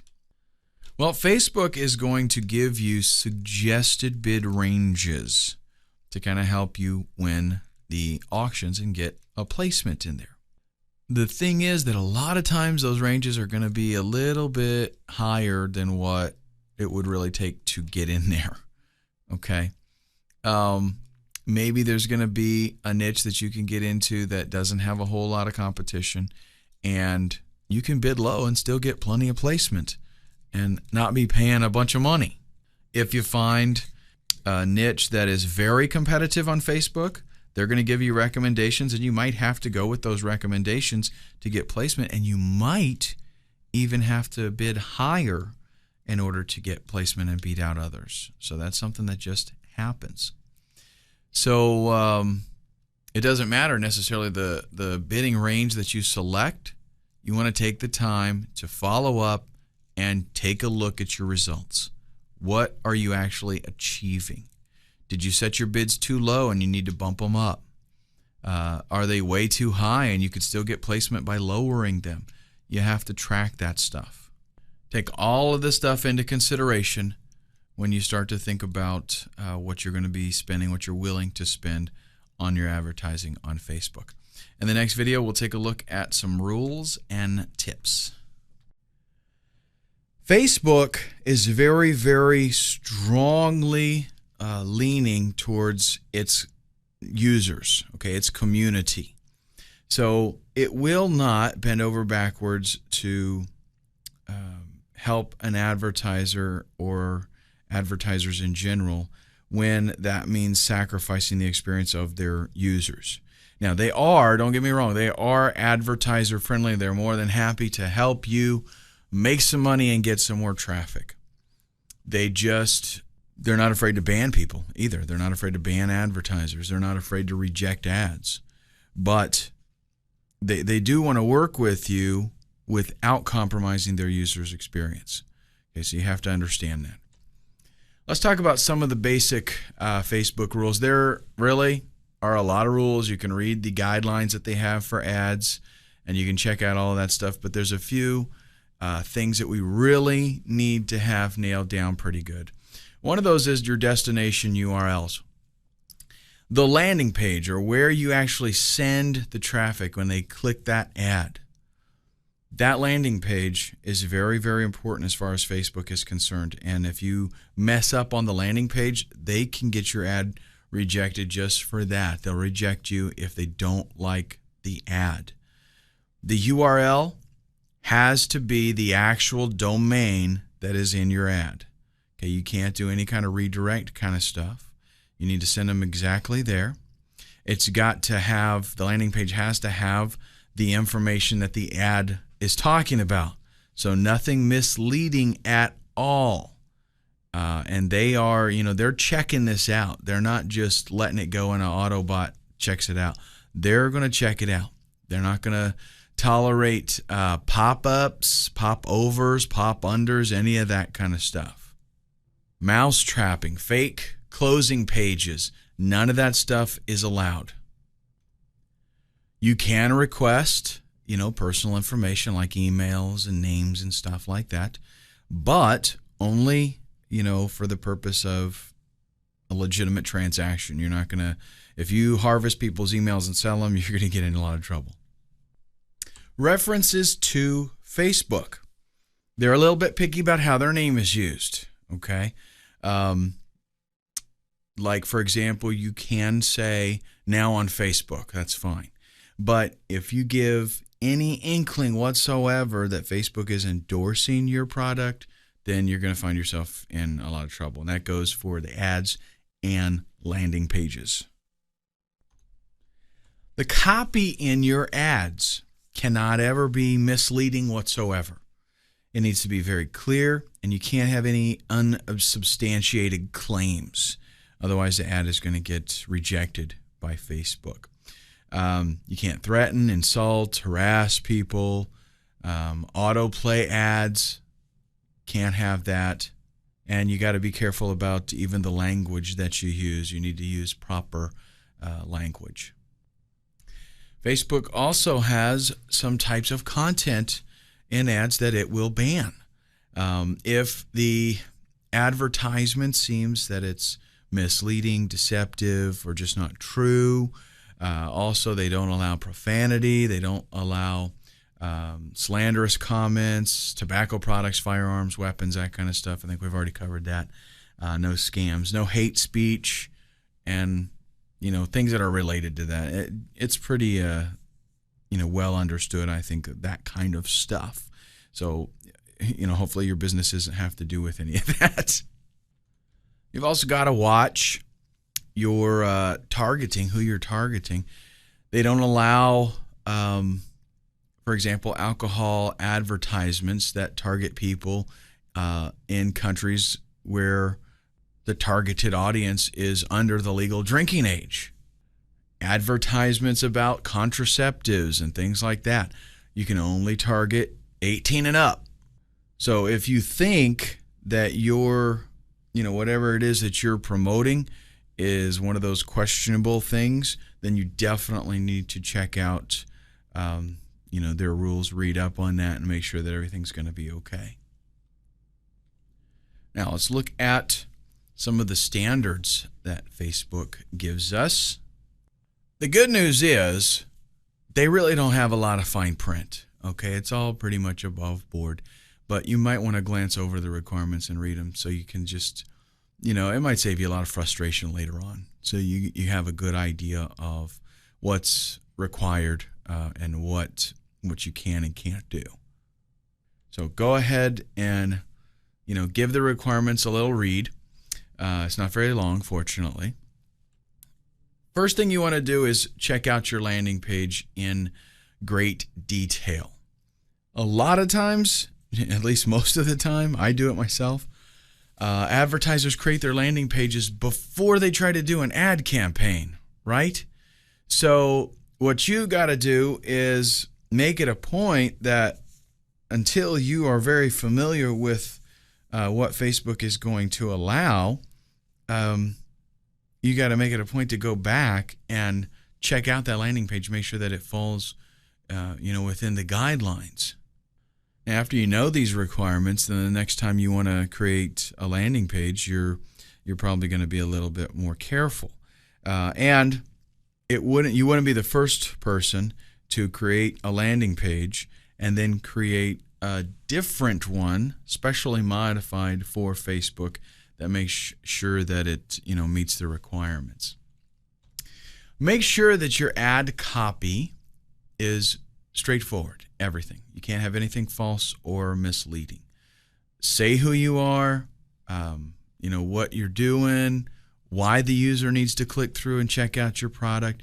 Just keep it simple and focused, and you should get approved very quickly. Watch your grammar. Facebook is actually very serious about the proper use of language in its ads. So you need to make sure you don't have any spelling mistakes, use the right sentences and spacing and sentence structure and things like that. Just, as if you were trying to make your English teacher happy. You don't want to do things like capitalize every letter in a word just to emphasize it. They don't like that. And now here's one that is a bit different than Google, the use of symbols. A lot of times we try to use a $sign or something, or a pound or something to draw attention. Don't get cute with your Facebook ads. They just don't like it. Correct targeting.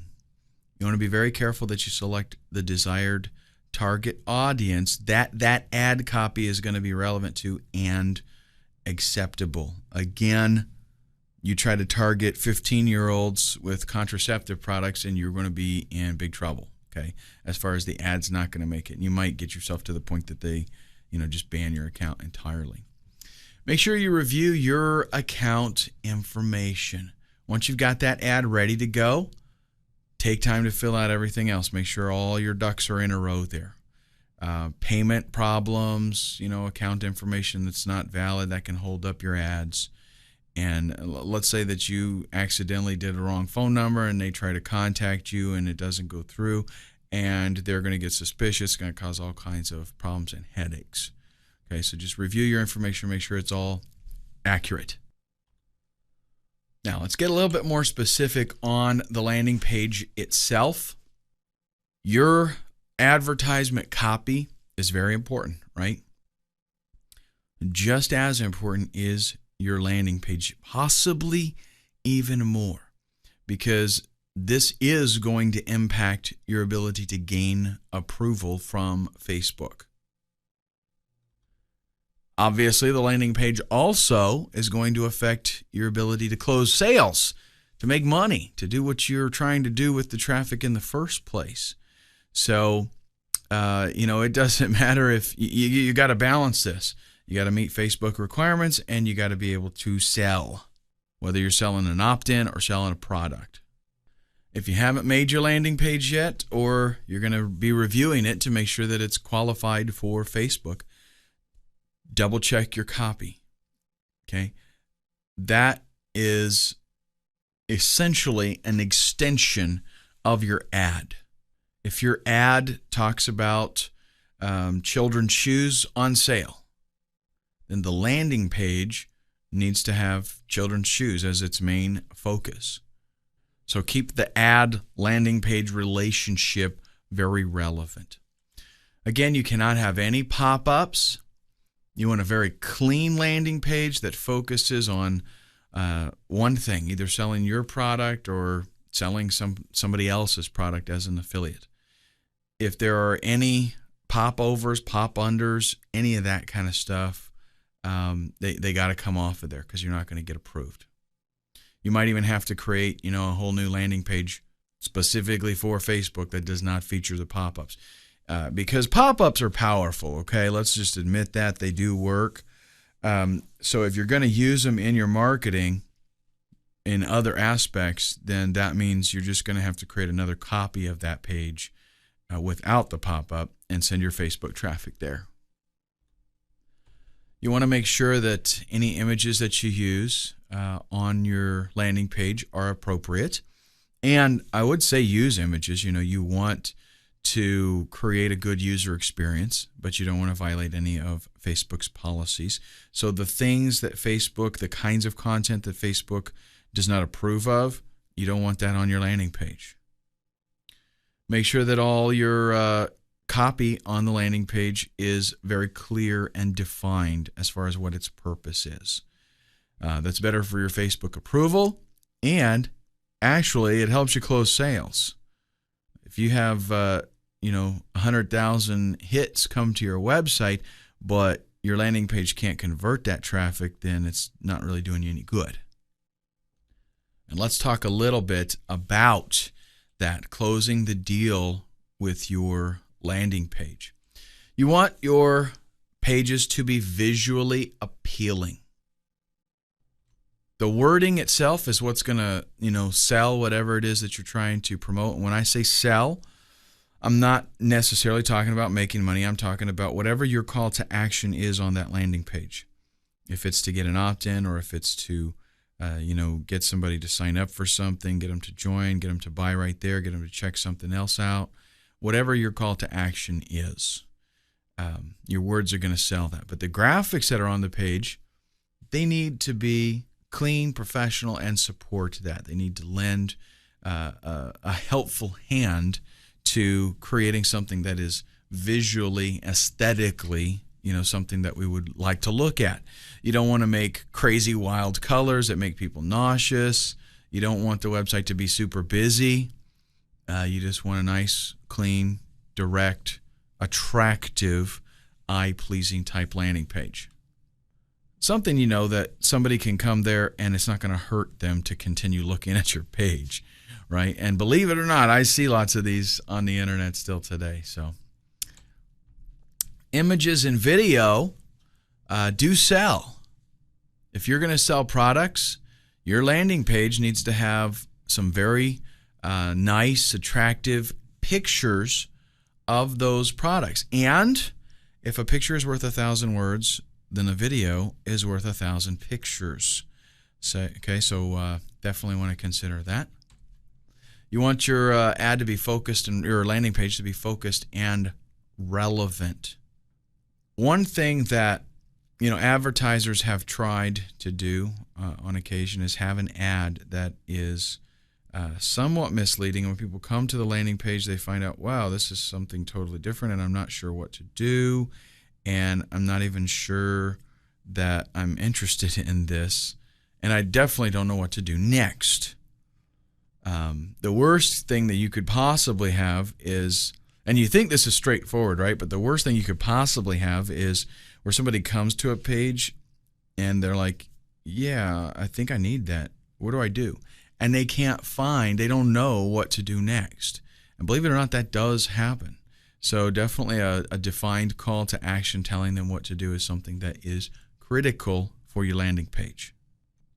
A lot of times, having less content on a landing page can actually be more effective. So carefully selecting images or videos, carefully selecting the wording that you use, and not cluttering the landing page up and making it very easy to see what it is that I need to do. Making it easy also to digest the landing page. Making it easy to go through it. This is all wrapped up together, not only in making it aesthetically pleasing, but in selecting powerful phrases. Okay, you can say more a lot of times with 5 words than you can say with a paragraph if you don't think it through. So less is more, and keep it simple, right? The KISS scenario, keep it simple, stupid, or something like that. Keep it stupid simple. That's a good one too. You have to kind of balance things out for the lowest common denominator, right? And a lot of times what I find is having a landing page that's all cluttered up with you want to cram everything in there about your product. It usually hurts you, okay? Same thing goes for making wild, outlandish claims. A lot of times that hurts you. If you throw in a bunch of hype and stuff, they're not, most of them aren't going to buy it. Yeah, there are some people in the world that fall for that kind of stuff, but I don't think most of them do. So keep things simple and easy. If you got signups, if you've got order buttons, anything like that, make sure they're very visible above the fold and attractive and right there, and it's pretty obvious what to do with them. Okay? So now that you're kind of up to speed on what Facebook's requirements are and got some ideas of what needs to go into your ad and landing page, in the next video, let's talk about the actual anatomy of a Facebook ad. Facebook ads have a little bit of flexibility to a degree because they do not require keywords, really. Like with Google, the thing is keyword, keyword, keyword. So you bid on keywords. You want keywords in your title. You want keywords in your ad copy. You want keywords in your, the visible URL there. All that kind of stuff. With Facebook, not really a big deal. Okay, but you don't have a whole lot of real estate. So that means you need to focus, really think through your ads and make sure that they are powerful, that they have a strong impact. Plan your headlines. If you ask any newspaper reporter or editor, they're going to tell you that the headline is probably the most important part of a story because that's going to be what people decide whether they want to read the story or not. It's based on the headline. Use a thesaurus. If there are, words that you want to use that are maybe too long, they take up too many characters, or you can't think of maybe exactly the right word, you want something that is a little bit stronger, you look for synonyms. Use your thesaurus and grab some synonyms. Keep things simple. You've got, 25 characters to work with here on the headline.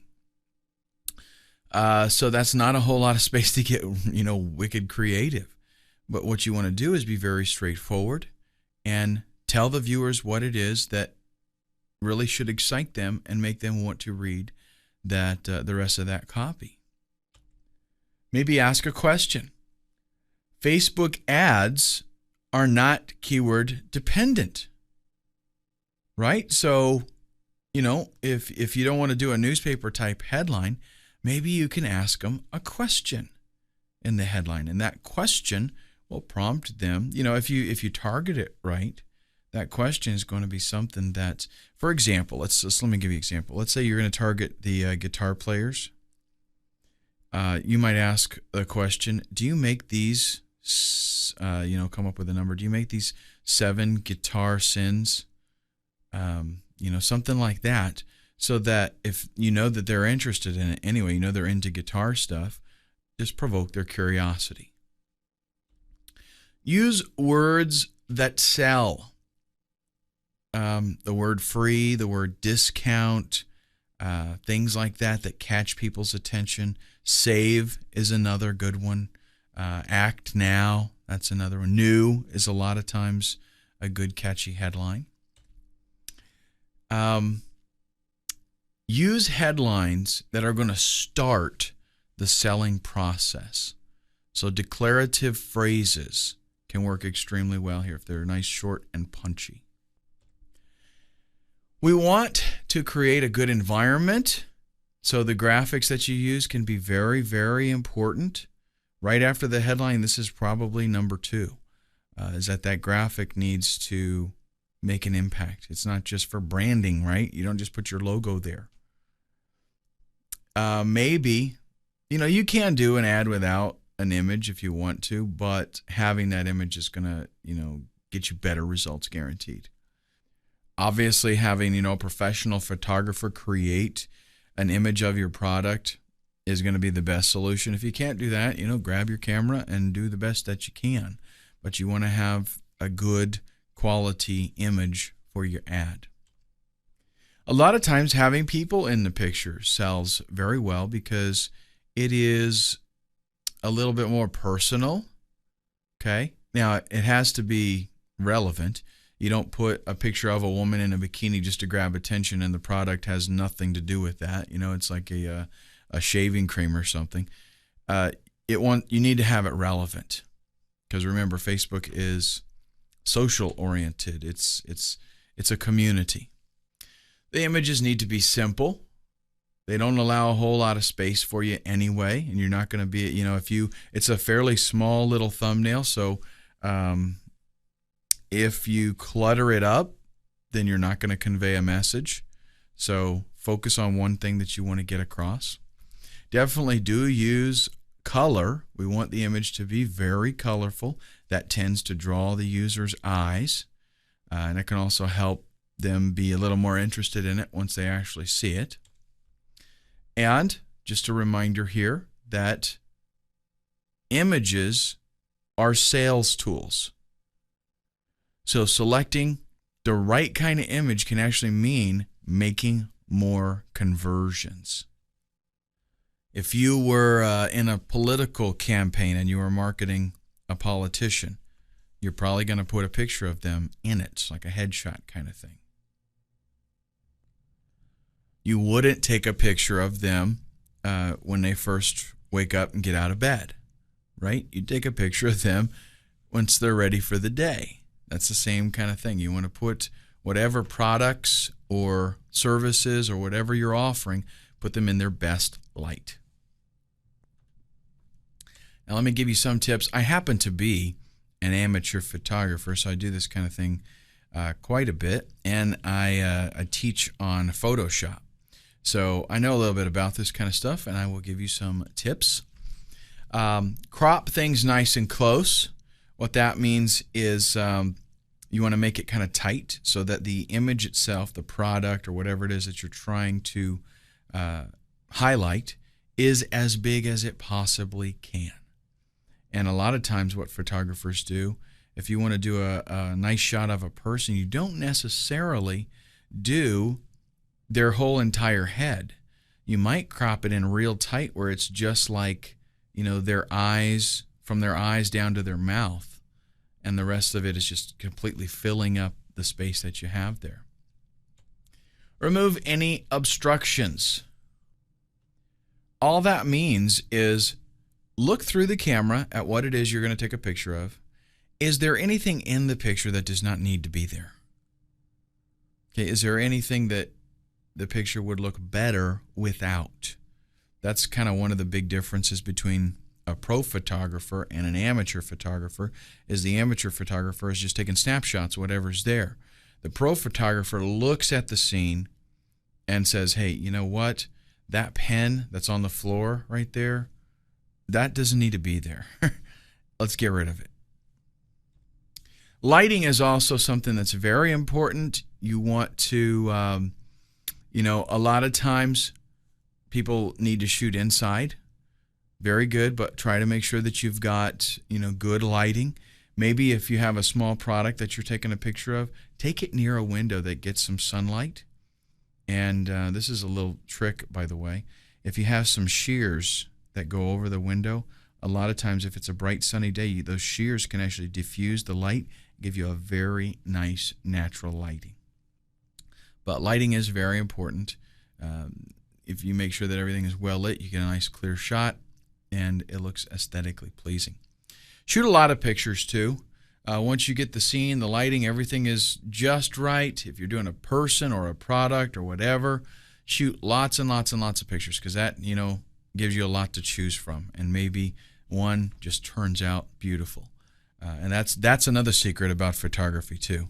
Photographers do not, you see in a magazine, picture of a woman on the front page, right? They took like 50 or 100 shots and they just picked the best one.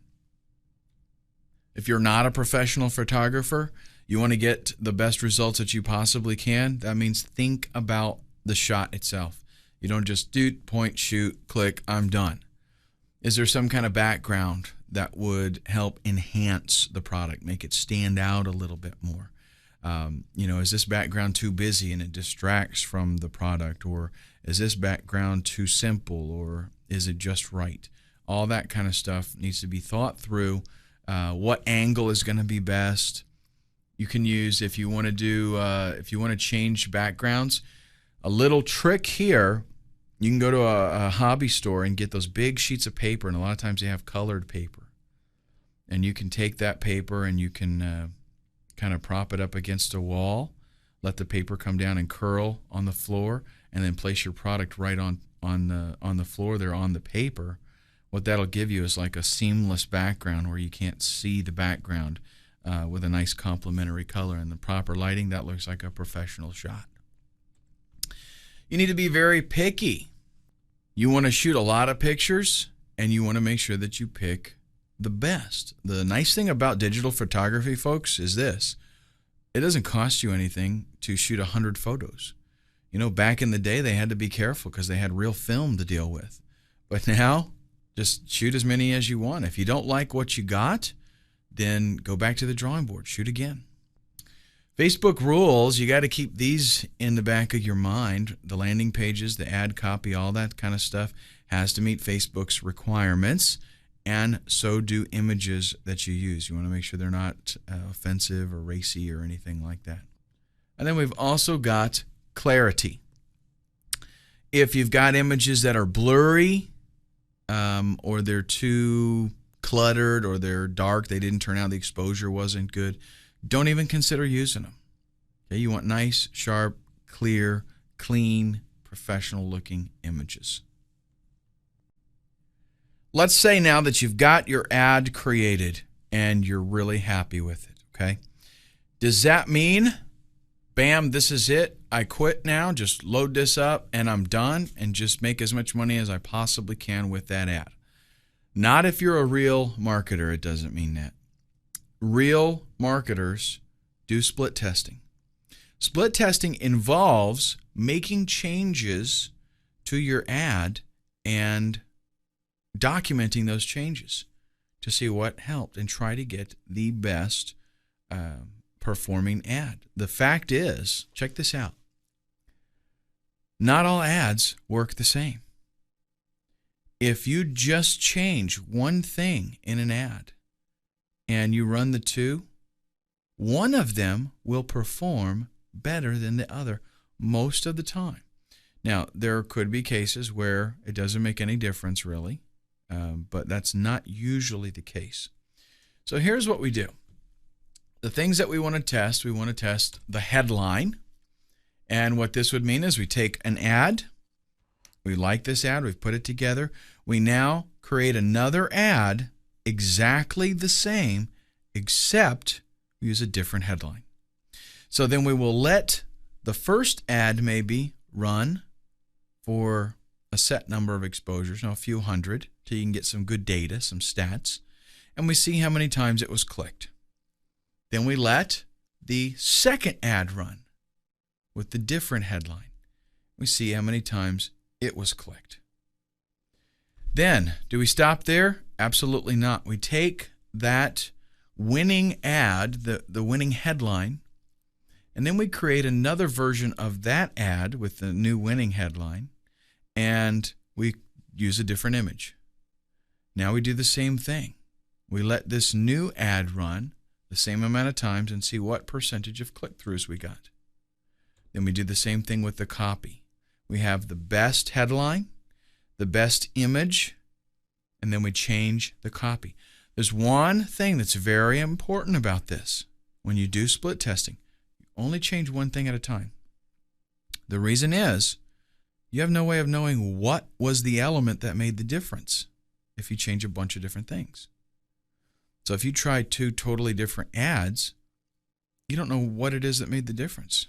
If it was the headline or the images or what. So you change one thing, you let it run, you see how it performs, and then whatever the winner is, that's what you use to mold for the next test. And you want to be patient with this. It is going to take a while, not only for getting results, but it's going to take a while for you to see, how effective it was in terms of you actually making sales, right? If you got some kind of opt-in and there's a long sales funnel process and you're not really expecting to make sales for a few days anyways, because you're selling them with an email autoresponder or something like that, you got to be patient with it. And also don't just make a decision after you get like 100 impressions. Oh, this ad stinks or this one's okay. You want to get, a fair amount where you can say, this had a lot of traffic, it had an opportunity, and these are the results. Up next, let's talk about bidding strategies. I want to talk to you a little bit about bidding strategies now. Facebook gives you two models, the pay-per-click and CPM, which is pay for impressions. You're actually paying for 1,000 impressions. Both of these types of advertisings offer their own advantages, but you do want to make some educated decisions here on which you decide to go with. The CPM model, which is paying for impressions, is very low cost bidding because it's not performance based. You're just going to get the exposure regardless, and you pay the same amount for the exposure whether or not you get clicks or not. It might be a good viable option for if you want to do some branding or something like that and you're not really concerned about getting clicks. If you want to get clicks though, then it may not be the best solution for you unless you have a killer ad. If you have an ad, like one of the things that I always tell people is if you do a pay-per-click ad campaign, right, and you find out that your ad gets like crazy conversions, then you may want to consider doing a CPM with it because you will actually end up paying less. Gives you great exposure. So, if you want to do a brand name, like I said, if you want to start generating buzz about a product, if you get an ad that's out there 162,000 times a day, it's hard for people not to notice it. And we're talking about a whole lot of page views on Facebook. If your niche is getting a lot of exposure, a lot of interest, and you can get that ad in front of the right people, the click-through rate on your ad can be phenomenal. And again, with the CPM model, that can be financially very beneficial to you because you pay the same rate for those 1,000 impressions regardless of how many times people click on them. That's why it's traditionally it's lower cost because the ad just shows. You don't really know if people saw it. You don't know even if if it happens to appear on the lower half of a page and they don't ever even scroll down, it still counts as an impression. So that's why it's a lower cost. But again, if you can get good placement and you can get the good exposure, it can be a great model. CPM or CPC is cost per click. This is where you bid, and it's performance based. You're going to bid a certain amount and you will pay if you get a click. Very easy to budget this way because you know that you paid a certain amount, and if you know your conversion rates on your sales or landing page and you know your profit, it's easy to calculate what you can spend on your CPC advertising. And okay, if I get this many clicks, if I get 100 clicks, I will make 2 sales. And you can budget, effectively. You know what your profit is. If I make $15, $20 per sale, I now know how much I can afford to pay for those 100 clicks. When it comes to costs, you need to try your best to budget yourself and estimate something that is going to be, at least a reasonable facsimile of what you're actually going to be paying. Facebook is very good about adhering to what you say you want to spend every day. So understand, and that can be a double-edged sword, right? You can, if you're doing really well, you can actually cut yourself off in any given day if you set your limit too low. But it's very good because with a lot of other advertising opportunities, I won't mention any names, but their initials are Google, you can set a limit and they might not pull your ad in time and you can pay considerably more. They have attempted to fix that, at least because of a lawsuit. Let's talk about keeping the costs down. Limit the number of ads that you run because keep in mind here, the more ads you're running, if you've got a certain amount of a budget that you want to spend daily, then, hey, you got to divide that up between all of those ads. Lower the daily budget amounts. Again, if you're on a budget, keep it down low. Facebook is going to recommend like $50 a day, but a lot of people have done well with much less than that. So, start out low and see how you can do. See if you can start making some money. And I always advise people, if you're first starting out with this and you're not sure about it, start low. And then when you do get the system perfected and okay, for every dollar I'm spending, I make $2. Well, then take some of that money once you get that first, ClickBank commission check, reinvest some of that and ramp up your advertising even more. Once you got a proven system, that's the way to go. Consider using the CPM model, especially once you find out how well an ad converts. And then also, you can lower your bid amount and see if you're still able to get placement.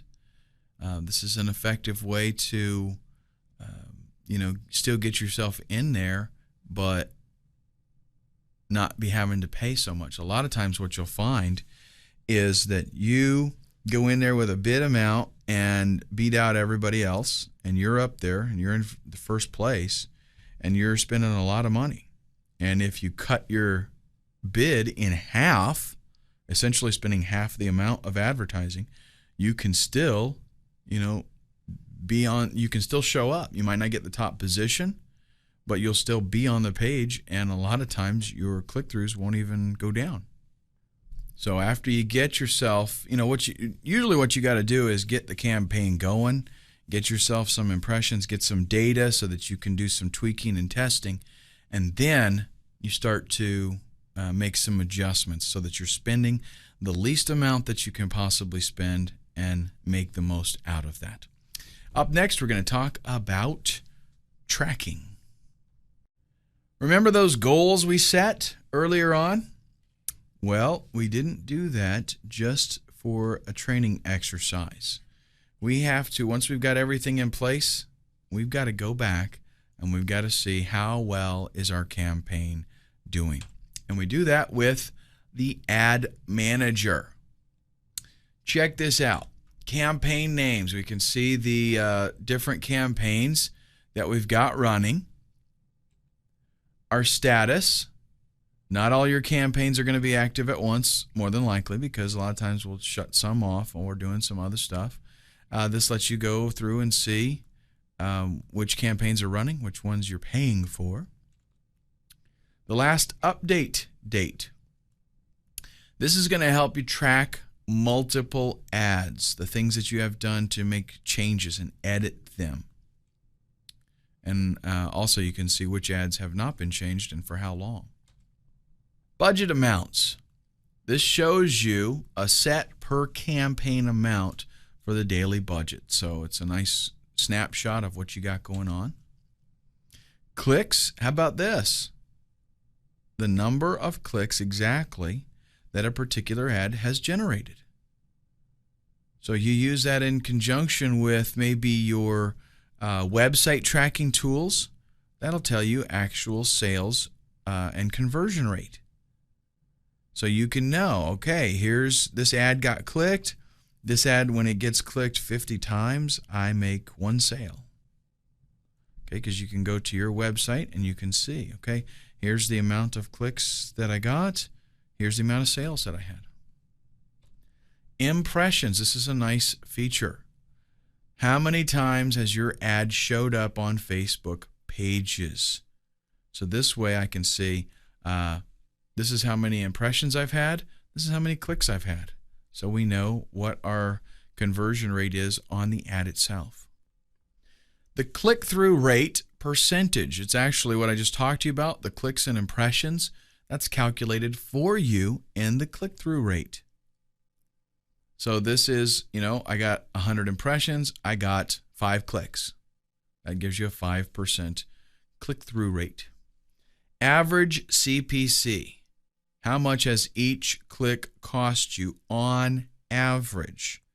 Because sometimes, you pay more and sometimes you pay less. So this is going to average it out so you know what your advertising per click is costing you and how much you have actually spent in advertising. And then the stat ranges. This allows you to see the lifetime, stats of a particular ad. So how well it has performed over, the past day, the past week, lifetime, that kind of thing.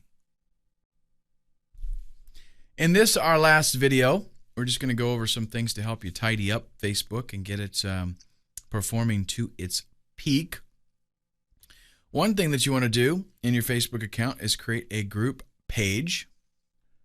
The group page is very easy to manage. It allows you to do a whole lot of hands-on kind of stuff and create, an online version of you or your products or your services. Gives you better targeting.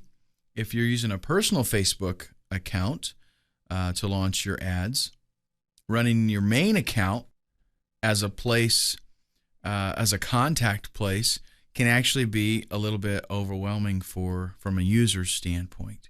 And you don't want, probably you don't want to see your customers seeing all the wall posts from, your high school buddies and stuff like that. So having that group page is a way to keep your business section over there on your business section. We can promote multiple products at once with ease. If you have group pages, multiple products, each product will have its own group, okay? And you can sell totally different stuff. Basic info.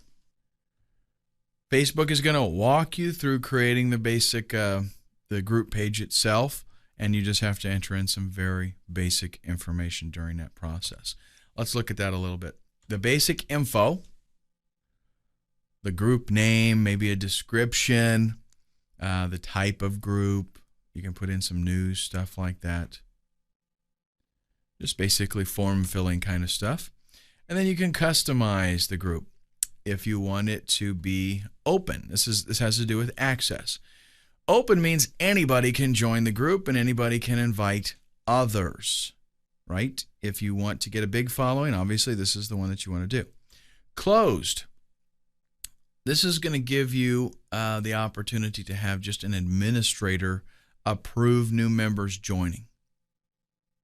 Now, anybody else can actually search for the group, and they can see the group description, and they can, make a request to join it, but it's going to have to be approved by the administrator. And then the last one is secret. This is going to hide the group from searches. Only people that are invited by the admin are going to be able to get in here. So if you've got maybe some kind of exclusive promotion or something like that you want to make available just to a very tight-knit group of people.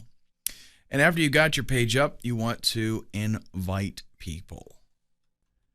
You want to promote these pages as much as you possibly can. Get a link on your website. Add it to, even business cards, email signatures, any other advertising that you do. Consider putting something in there about your group page. You might even consider doing a little bit of advertising on Facebook just to get people to join your group, because having people in that group, it's almost like, it's a lot like actually having a list, an email list. Now, interacting with fans, this is pretty important because, again, Facebook is a very social environment. So we want to participate and make it a two-way thing. Promoting sales. We can let our fans know about, fans and friends about promotions that we've got going on our website. We can just write on our wall, bam, it's all there, they see it. Use Facebook as kind of like a little mini blog to let people know about helpful information. Write to them, about something that they might enjoy reading that would benefit them. Create a community. Enable posting on your wall for members. That way, they feel like they are a part of the community. So they come to your group page and they're able to actually put comments on there. They're going to love that, okay? Build up relationships. When you create a fan page, you're kind of trying to instigate back and forth communication. What you're going to find out is that you are building relationships. You're creating a sense of loyalty, camaraderie. And what that's going to blossom out to is word-of-mouth advertising, probably both on Facebook and off of Facebook. Use your fan page to generate buzz. If you can get members to, kind of get them interested in promoting and telling their friends about your fan page and getting them to join and things like that, you can really get things growing very, very quickly. And in order to do that, you might consider doing maybe some kind of contest for who can get the most people to join, things like that. Use your page to build credibility and add value to your standing, to your ads, to your information, everything. Once your fan base grows, your credibility for your ads is going to go right along with it. Make sure that you take the time to interact with your members. If it's a one-way street and they're always posting to you and you don't reply back to them individually, then you're not going to have that community environment, and you're going to essentially not be building any of the things that we're trying to build here that are going to add to your credibility. Now, understand that with great power comes great responsibility. And Facebook can easily turn into a double-edged sword, meaning that you can get hurt. If you don't live up to your advertising promises, if you don't keep that good relationship going with your community, that can come around and stick you pretty good. So keep that in mind. Cross promotions. Use Facebook everywhere on your website. If you've got blogs somewhere, if you maybe put it in your signature on forums that you're a member of, to get people to come back to your Facebook page everywhere that you can. Let people know that you are on Facebook. So definitely link to it from your website. Connect it with other social accounts like Twitter, okay? And even use Facebook on business cards, because nowadays, seriously, everybody is on Facebook. And a lot of people, let's say you're a brick and mortar place, you got your business card, you put Facebook on there. A lot of people, they'll come in, maybe get a business card, and they want to check you out on Facebook. They want to see what you're all about. And it's a great way for them to do that. So it's a good opportunity for you. If you're an affiliate marketer, I got good news for you. You can get into multiple niches and have several different advertising programs going at the same time. Multiple streams of revenue. Create different pages, different groups for different products. Excellent targeting. Make sure that you do, find out about the niche that you're working in.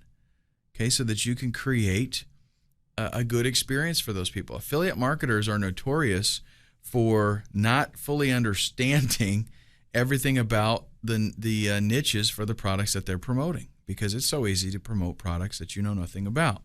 A good idea, though, is to find out a little bit more about the people that are in that niche, because that'll help you with your targeting. Make sure that your landing pages are professional. We don't want, umpteen bazillion pages of sales copy as your landing page. You just want something nice and clean that's direct and to the point. Keep it attractive and make sure that they know what it's all about. Research your products. This is because your reputation's on the line here, folks. Remember, Facebook, you're there, okay? And unless you want to create a new Facebook account every week under a different name, you're going to want to make sure that you're promoting products that come through, okay? And remember, even as an affiliate marketer, this is your business. Treat it that way. Your efforts are for your business. So you want to put some pride into what it is that you're doing. Don't just, go out there and blah, blah, blah. I don't care. I just want to make a quick buck. That's not the way to do this long term. It might work for a little while, but it's going to quit. And in conclusion, Facebook will allow you to save money on advertising. It allows you to reach 500 million users and growing. It allows you to fine-tune your campaigns to target the exact demographics of what it is that you want to look for, what kind of person is going to be interested in your product. It allows you to fit your advertising to your budget. You can develop relationships with fan pages and cause your following to grow virally, gaining word-of-mouth advertising. And all of this is going to yield a higher return on investment with the increased exposure that you will no doubt attain from Facebook. Now remember, there's no set rules. There's no secret formula that's going to make everybody successful on Facebook. You're going to have to do some trial and error. You're going to have to be patient and, as you get results, make some tweaks and changes to make your campaign the absolute best that it possibly can be.